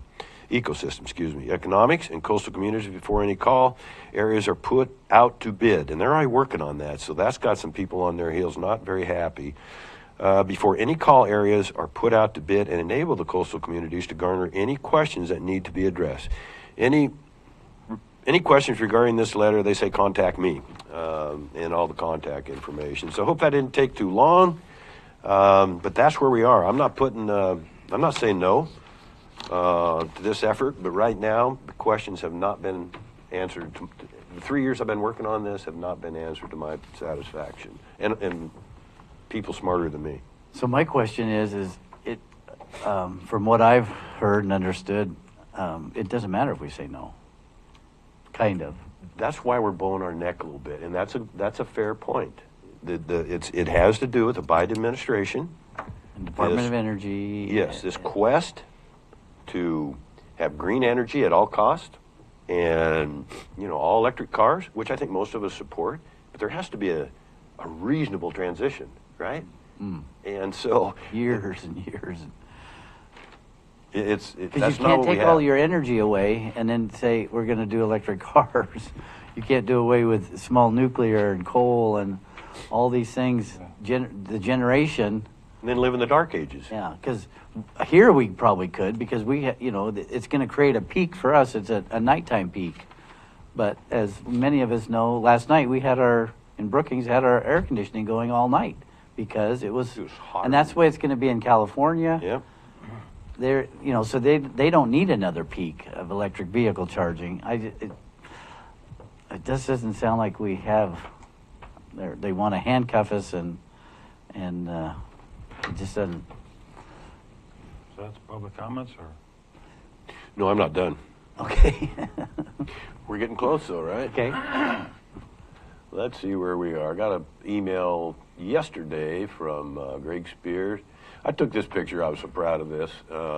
Actually, it wasn't going right here, but the email basically says, Commissioner Boyce, good morning. Rogue update. The rogue contractor has moved to 24-hour day operation and hauling 4 to 5 loads, 1,200 cubic yards out of the disposal site per day. Now, the river flow, thank goodness, has decreased from 5,000 cubic feet a second to about 4,300. There's a lot of water coming down Rogue River right now, making it easier, safer for the contractor to maneuver. So they're doing good. There's some questions, but let's see what else we got here, JJ. Well, try not to bore you guys. If you haven't had a chance, go to the Coast Community Health Center in Port Orford. It is a beautiful facility. They are some kind of busy. They take good care of our citizens up there. It's just a big positive plus for North County. And their connection with Coos County, you've heard me say before, I think has always been a really noteworthy aspect of joining with other counties. So I was up there, I don't know, 3 or 4 days ago. McKay's Market opened up last Monday, and my gosh, that place was packed. I went there the first day. I took a whole bunch of pictures. I knew half the people in there, I think, but it was really, really a special time because they have worked so hard to get this done. I had a better picture, but I couldn't find it. This is good enough for now. But you got roots there, don't you? With McKay's and it's a employee-owned. It's a well-managed program. They've had a lot of Brookings or South County residents that actually work in Gold Beach, and they've been moved to Harbor. So that's a great thing. And yes, I couldn't say more positive things about how this program is managed. This was their 9th store. Wow. Up down the Oregon coast. I was impressed with the signs, the new signs. I know we spent a little bit on that, but it's just a really positive approach. We've got employees that are saying, hey, we can make things a little better for the public here and a little less confusing. And I just want to give them a shout out and say, hey, good job. And so, of course, yours truly had to take a picture. What else we got? Oh. Yeah. This is Paul Reckenzone of Broadband. And I was down there, 3 or 4 days ago. And, that whole office, they're going to be done with that in 2.5 hours. And then the owner of that property, we're going to need to find him a renter when they leave, or we'll just keep broadband there longer, I won't say anything more than that. Okay. So I think I'm about there, guys. We had the first official. I'm not on the board. I'm only Commissioner Liaison, so I'm not a board. I don't have a vote, but Chief Tyson Krieger is the executive director. The board members are Sam Waller Jr., Derwin Boggs was elected president, Becky Broughton of the Ophir Fire Department, Russell Simmons. These people all have fire background, which I'm really grateful for. Also present were Cam Perry, and by phone was Kathleen Martin of River Docks. What else? Oregon Coast Trail. 352 miles, 28 cities and 7 counties, lots of details, recommended trail alignment, state, federal, tribal, wetlands, lots of public involvement. We're getting closer, but we're still 3 or 4 years to getting it completely done. Housing, we're doing a little bit better all the time. And stay tuned. I'm getting more optimistic as we move forward. There's some just very dedicated people. We only had 5 or 6 people show up to the meeting last Friday, but it's getting to be fun, and I feel like it's productive, so I'll have a better report for the board later on. That's all I have, Mr. Chair. Thank you. All right. Next is my turn, and there was public comment today addressing their concern about how we vote on stuff as a board, and I just want to ask you two if there's any opposition. I've gone to a couple Robert's Rules of Order classes, and I don't think I'm doing anything that is not according to Robert's Rules, but if you guys would like it done different, then... For me, when I did meetings in my businesses, I always asked each person that was voting to identify themselves and vote. Okay. But you're the chair of the board. You can set it up however you want to. Usually the chair sets it up how they want it. And I'm fine with it. Well, it is such a small board that I think everybody knows, but I could do it different if it's a consensus of the board, so. The only thing I would say, things are getting awfully political, and I don't know what happened to our timer today on 3 minutes. I think we should try and get back to that. Okay. Yeah. And, if you want to give somebody, even if it's perceived negative or not, if you want to give them extra time, that's your prerogative.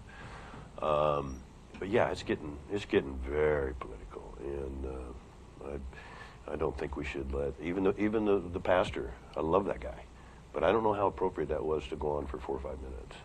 And so JJ, we didn't do any timing today. No, I don't have a device. Okay, all right.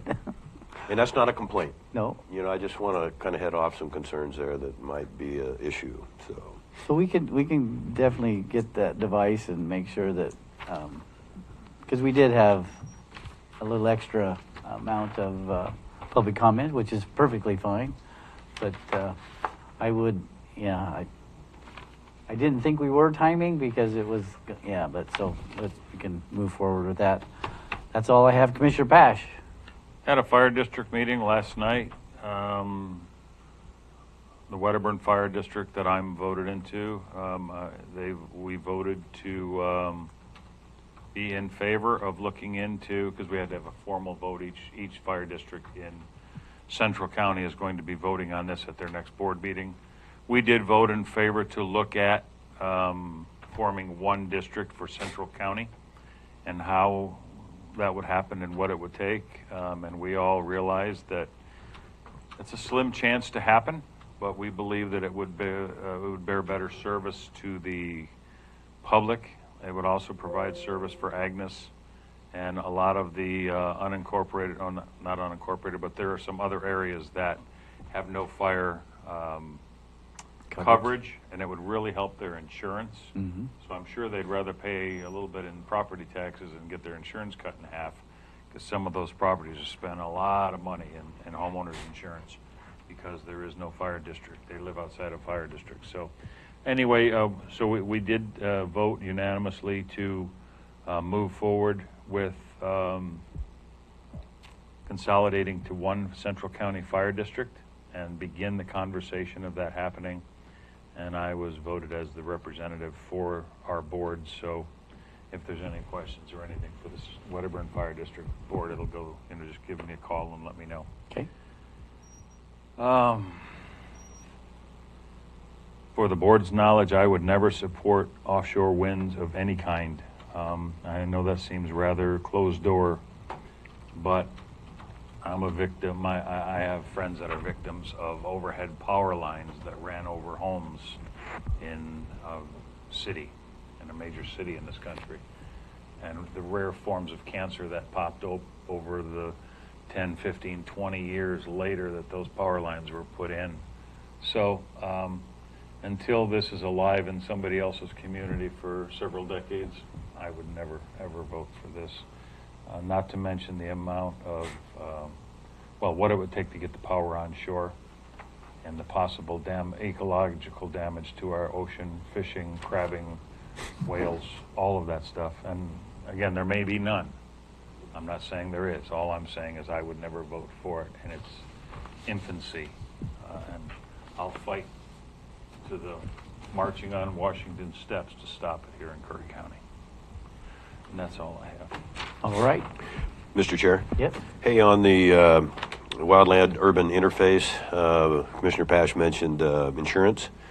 This DLCD, adapted communities, I sit down on most of those meetings, and right at a time when we have a shortage of land for development of homes, they're going to make it even tougher. And so I'm trying to push back on that.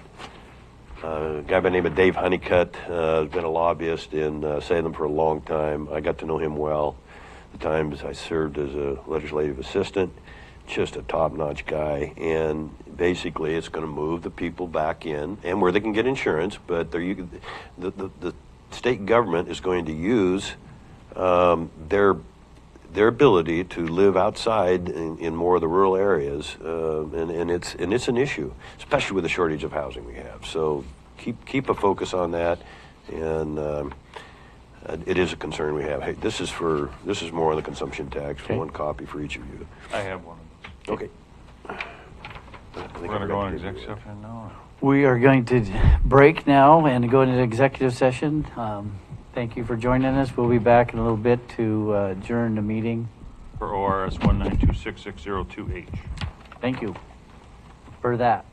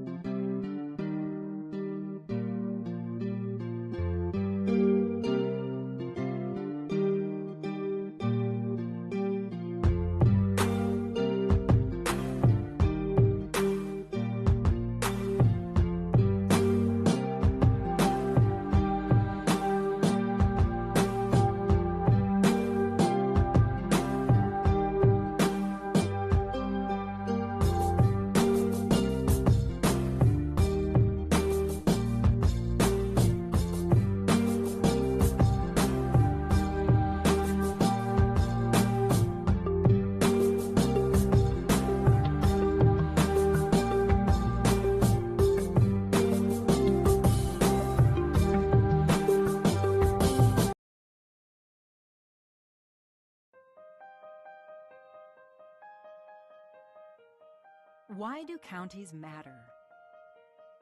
Simple. Counties provide the services we all depend on. If you're concerned about crime, get a regular flu shot. Drive to work. Take public transportation. Or experience a natural disaster in your community. Chances are you benefit from counties. That's why counties matter.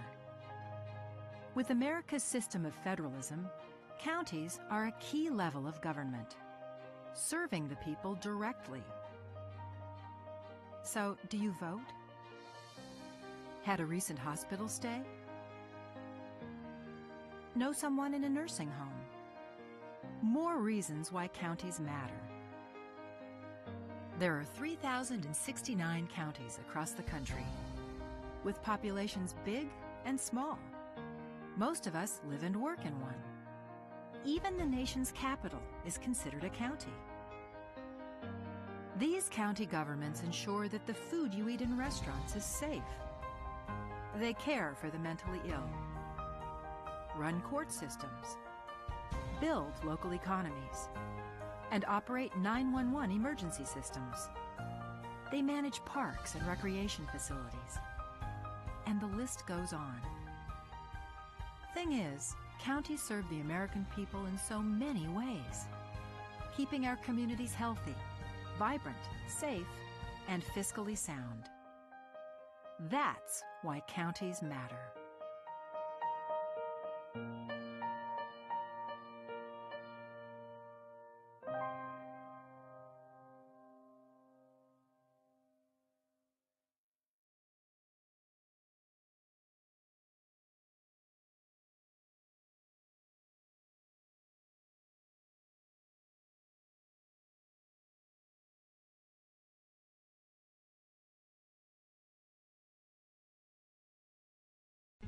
Everything starts out small. The things that hurt us, they all start from somewhere.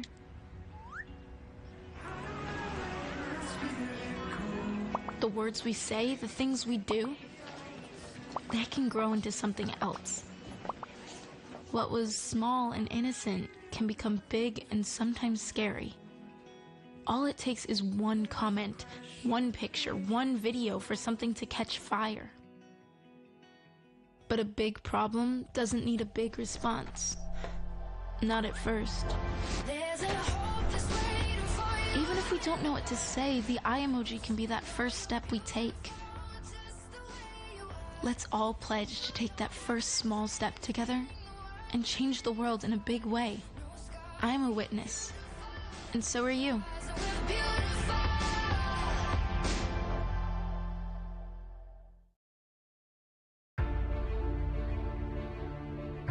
If yours is the next big idea, and you need the right place to fine-tune it, build it, launch it, if you're only your best when you can play more than you work, if inspiration comes from the outside, you belong in Curry County. The westernmost point of the land you love, and the edge between familiar and uncharted. Break the pattern. Be where the airports are as close as the beaches, and industry and recreation never cease to amaze. Dock, dive, and dine in a single day, and never lose your connection. This is the threshold of the West. Live where you can do you, and do it well, at the farthest point from ordinary.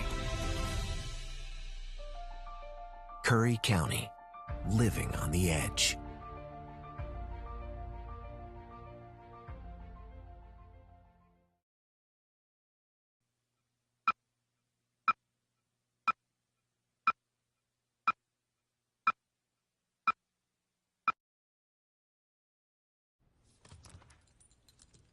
There's a shelter pet who wants to meet you. Meet one today. Visit theshelterpetproject.org. Adopt.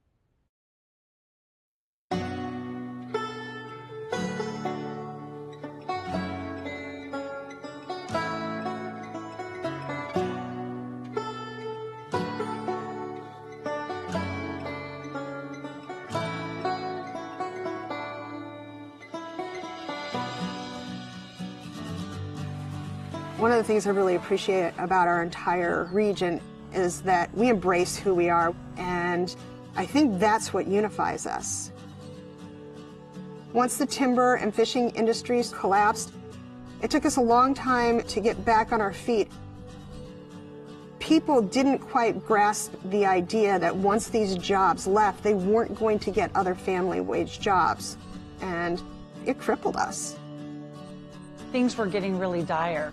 So we just saw that this was an opportunity to maybe look at that public land a little differently and how it could bring more dollars into our region. The Wild Rivers Coast is so unique because there are more wild and scenic rivers here than anywhere else in the lower 48 states. The scenic beauty is just amazing. There's so many different places to go, from the national forest down to the protected ocean, and it's just a really special place. I guess I didn't really know how special it was, though, until I moved away to Portland and came back and saw all the potential here. We're uncrowded, we're unspoiled, and we're a little difficult to get to, but my God, once you come here, you fall in love.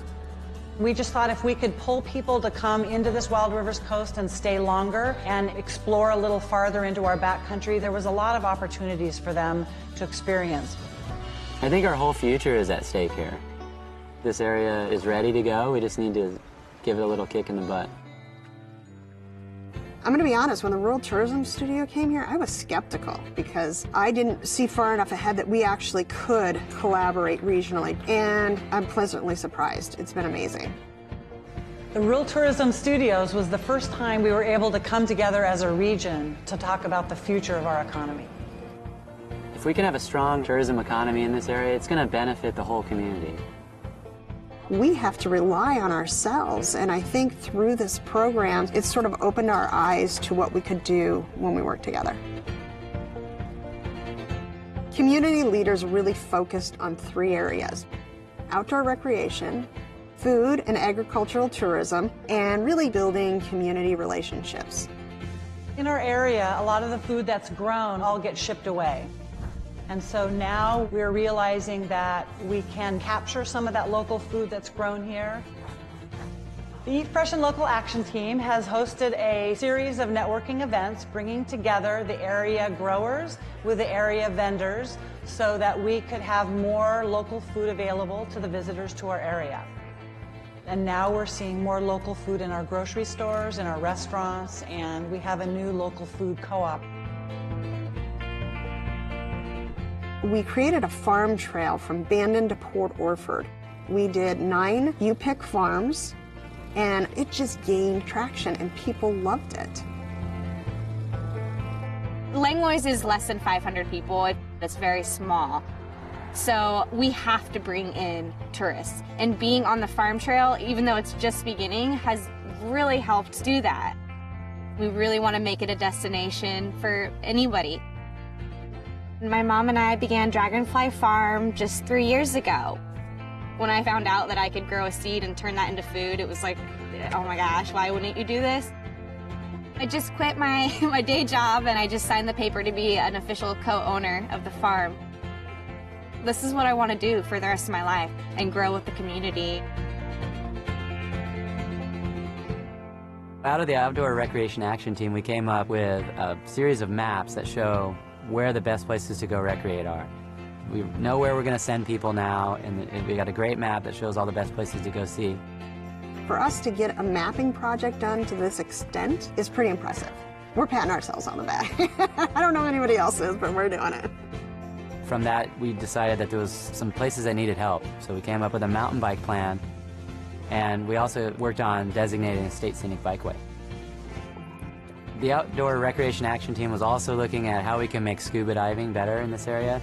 So we came up with the idea for a scuba fill station. So now people that want to come and dive in this area, they can dive for multiple days because they can get their tanks filled up again.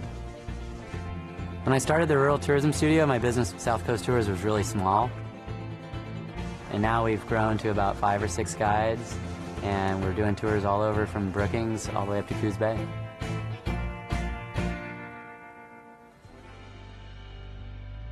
Overall, tourism is on the rise here. We've had a bang-up last 2 years, and it's like a breath of fresh air down here.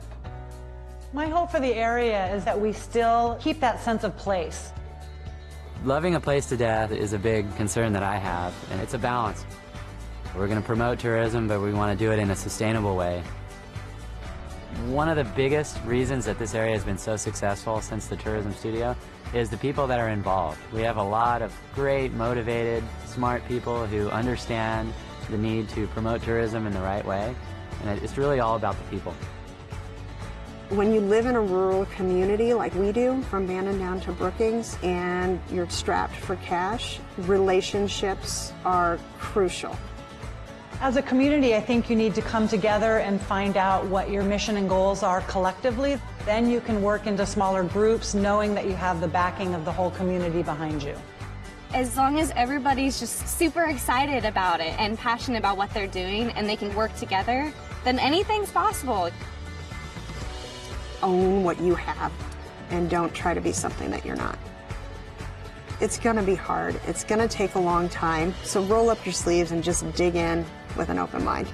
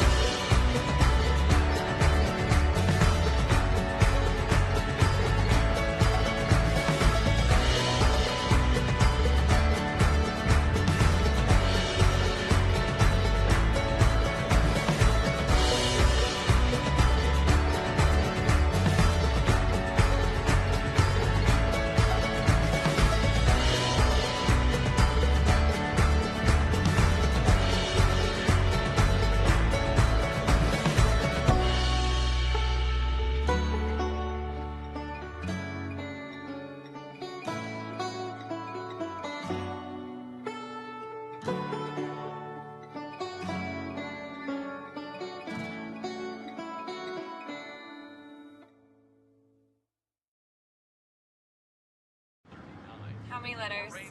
5 letters. Just think about, what am I doing right now? Smile. Smile? Uh-huh. This is so easy.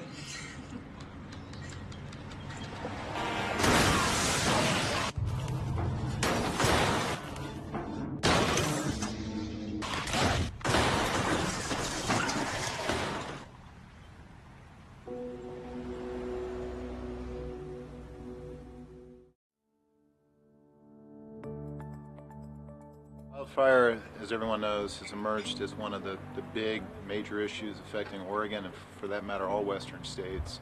A real actionable response That's including how do we fight fire, actively managing our forests so that we don't have the fuels out there, and how are we going to protect communities from smoke exposures. The council is really set up to have a comprehensive strategy that's based on action and based on protecting our communities. The primary focus we as a board have come through with is that in researching the policies for fire management, yes, prescribed fire has its place on the landscape, but not during fire season. We, as a county, passed a proclamation that says once the state fire marshal declares fire season, it'll be nothing but full suppression, and recently took a resolution to the National Association of Counties, essentially says that they support coordination between agencies and local governments for the health, safety, and welfare of the citizens regarding fire, prescribed fire, fire season, anything that affects our citizens. This is Lily Morgan from Josephine County, and we are at the Rogue Leadership Forum today, looking at the best possible partnerships that we can come up with to fight the fire issues and the smoke issues that we're facing in Southwest Oregon. So looking forward to coming up with solutions and the partnerships to get the job done so we don't face what we have the last few years with catastrophic fires and smoke that invades our communities for months to come. So this is a good opportunity, and we hope to be successful in the outcome. Seeing so many people come together has really been exciting for me because there's a lot of expertise, there's a lot of resources, and as we attempt to do a shared stewardship approach to keeping people safe, it's really important that we get together. So my name is Merv George Jr., and I'm the Forest Supervisor for the Rogue River Siskiyou National Forest. One of the first things is making sure to get fires out if they're threatening life and property. The second thing that I'm going to focus in on is when it's safe to do so, to put some fire on the landscape when it's cooler and not during fire season, to reduce these same fuels that are giving us so much fits during the fire season. Bob Horton, I'm the Fire Chief of Jackson County Fire District 3 in Southern Oregon. The challenges that are facing us in terms of the mega fires and the wildfires that we've been experiencing out in this valley, particularly in the last couple of years, but across the state and across the region, incredibly concerning to us in the fire community, those in our communities in general, our constituents and our patrons are extremely concerned, as they ought to be. And really the takeaway from the work that's being done now is this is an extraordinary collaboration of dozens on dozens of interested stakeholder groups who are coming together with a common purpose. It's really an inspiring showing of humanity to not only be able to provide for a greater quality of life for our people, but to be strong stewards of our land so that our future for us and generations to come is incredibly bright. Very pressing issue. It's bearing down on us. Fire season is approaching, and I am really interested in preventing my home and other homes in my community from being impacted by wildfire, specifically from being burnt down. That's my main reason for being involved. Quite a collaboration of folks. We're here looking for practical solutions to help us unravel some of the issues surrounding wildfires today here in the state of Oregon. And my focus really is on planning for large wildfire events in advance of their occurrence. That way, when they do occur, we can respond more appropriately to those situations. Well, I just think it's grand if all of the people all over the state have come together today to be concerned about water. It just warms my heart because I know that they really will leave here today feeling more impressed about the water, because I have told them that we're all born in water. We cannot live without it. It's our job to take care of it, stop the garbage in the rivers and streams and oceans, because there's life in that water, and it's our job to keep it clean for them. Because we cannot live on this planet without the animal kingdom. I was in Ohio at the Ohio River with Dr. Emoto, the Japanese scientist who had proven water could heal. He and I stood on the riverbank and rested the Ohio River that they had us come to do. And I prayed that God has still kept the river good for them over there. We were taught when we were little that prayer works. You too will remember your prayers because they work. It has nothing to do with religion or church.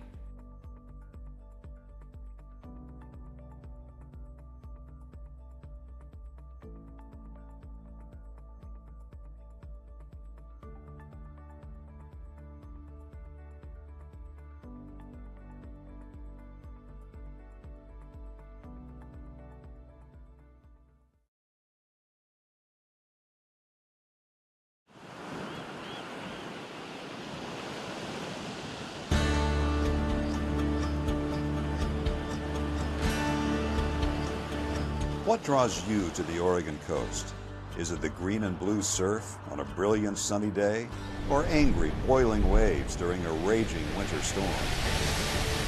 Do you prefer quiet coves or powerful breakers churning the sand? How about sand castles? Do you come for the rising tide or the setting sun, to marvel at whales gliding through the sea or flying in the sky? Reasons to travel the Pacific Coast Scenic Byway are as far-reaching as your imagination. This is a spectacular part of Oregon that traces the entire coastline along Highway 101, guiding you to the sea and away again, to coastal towns big and small, lowland marshes, and breathtaking overlooks. It's a long byway stretching from the mouth of the Columbia River to the California border, 363 miles in all, of some of the most unblemished, awe-inspiring seascapes you'll find anywhere. In addition to its designation as a scenic byway, Highway 101 in Oregon also has been selected as an all-American road. That means when you come here, you will experience one of only 31 roads considered to be the best of the best in America. You know, when people come to the Oregon coast, they're really astonished how beautiful it is. And what separates it from many of the other places in North America that are coastal is how undeveloped it is. And that's because Oregon had a very far-sighted land use program back in the 1970s. We have all these wonderful state parks along the scenic byway that are perfect places to stop and enjoy nature in a relatively unspoiled way. From the north, you begin in Astoria, the first permanent European settlement in the Pacific Northwest. It's a genuine maritime community with ship traffic from around the world seeking harbor up the Columbia. The official State Maritime Museum of Oregon sits here on the river. Beautiful Victorian houses dot the hillside. And standing 600 feet above sea level is the 125-foot Astoria Column. It features a hand-painted spiral frieze that would stretch over 500 feet if unwound. Heading south, you'll find the community of Seaside, a popular vacation spot that offers miles of public beaches, an oceanfront promenade, and a downtown core packed with restaurants, shops, and even a beach-type arcade. Cannon Beach is home to one of Oregon's most photographed natural wonders, Haystack Rock. Get your shots from the beach, or take a short drive up to Ecola State Park and look down on this 235-foot work of art. The picturesque small town is filled with art galleries, shops, and cafes. Ready for more? 10 miles to the south, this is the view from Cape Falcon. You're 700 feet above the Pacific. Here, the Pacific Coast Byway has been carved out of Neahkahnie Mountain and held in place by stone walls built in the 1930s by craftsmen in the Civilian Conservation Corps. Upon descending the mountain, the highway drifts inward around Tillamook Bay to Tillamook, the unofficial dairy capital of Oregon. The verdant valley of dairy farms in this area produces 25 million gallons of milk annually. Much of that is processed into natural cheddar cheese. And near more than 800 miles of navigable waters, Tillamook is a crossroads for North Coast recreation.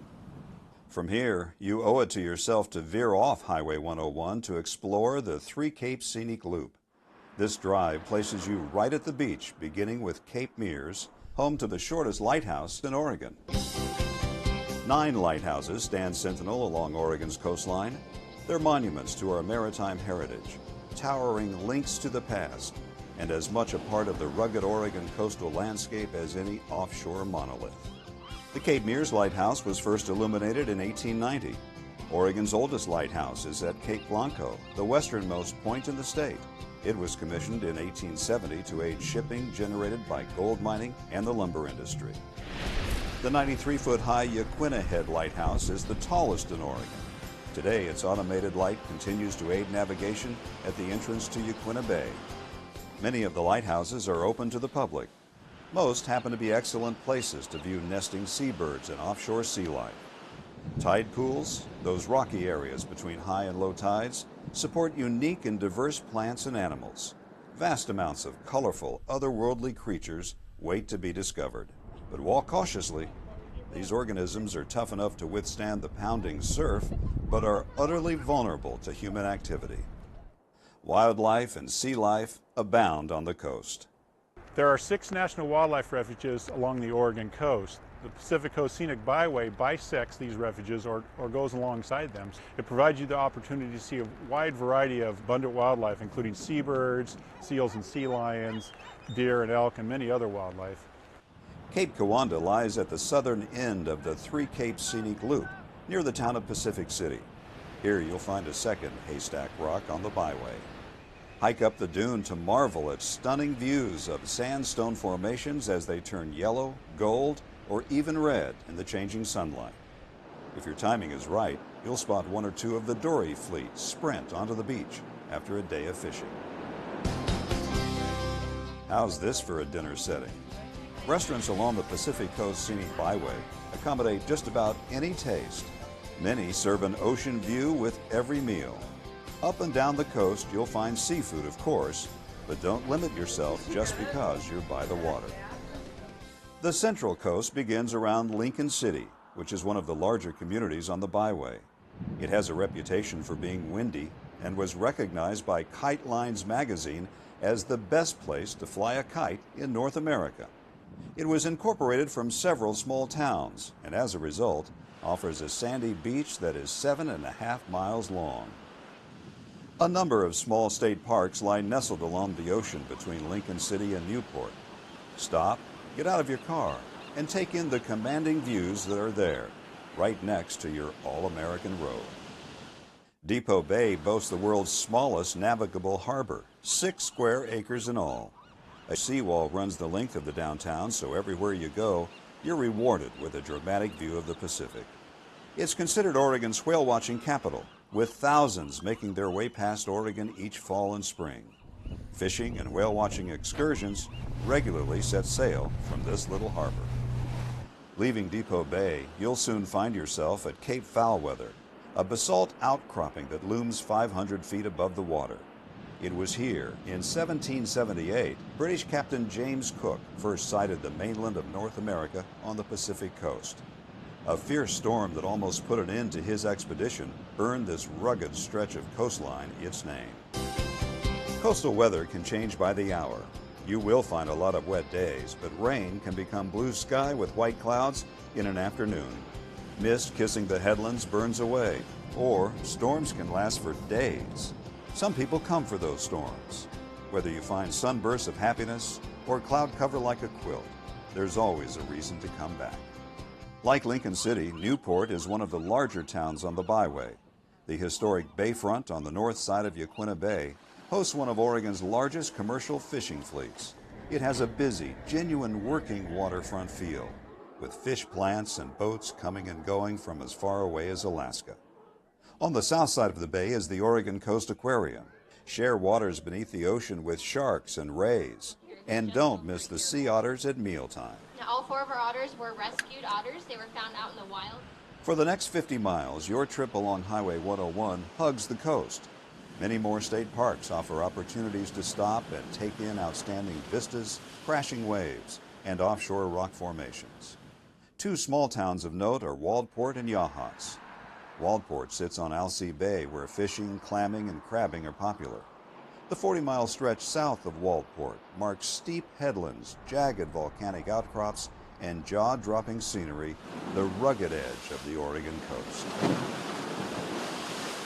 Yachats is a quiet, unhurried artist town just a couple of miles north of Cape Perpetua. Drive to the top of this bluff, and you'll be 800 feet above the water. On a clear day, you can see 70 miles of Oregon coastline. Drive past Heceta Head Lighthouse to the Sea Lion Caves. A quick elevator ride 200 feet down puts you in America's largest sea cave, the year-round home of wild stellar sea lions. Rugged cliffs give way to graceful beaches as you approach Florence. In the spring, be on the lookout for wild rhododendrons along the roadsides. Similar to Newport, you'll find an historic Old Town commercial district along the Siuslaw River. Florence is the gateway to the Oregon Dunes National Recreation Area, a 40... Alrighty, welcome back. We met in executive session, and we are now coming back into this, and we have one thing under other. Does it take a motion? And it takes a motion. I'll entertain a motion in a second to contract hire for finance director. I'll make a motion to do a contract hire for interim finance director for the county. Can you give the name, please, on that gentleman? That gentleman's name is Mike Brown. Mike Brown. Thank you. I second, Mr. Chair. Okay. Any question or what's the other word? Discussion. Is he, did I hear he's from Portland? Portland area, yeah. So most of his will be by, okay. Yep. Thank you. And he does this, he works for a city or something, but he does this on the side and they're okay with it. So, any other discussion? Hearing none, all in favor say yes. Yes. Yes, thank you. Motion carries 3-0. Thank you all for coming today, and this meeting is adjourned.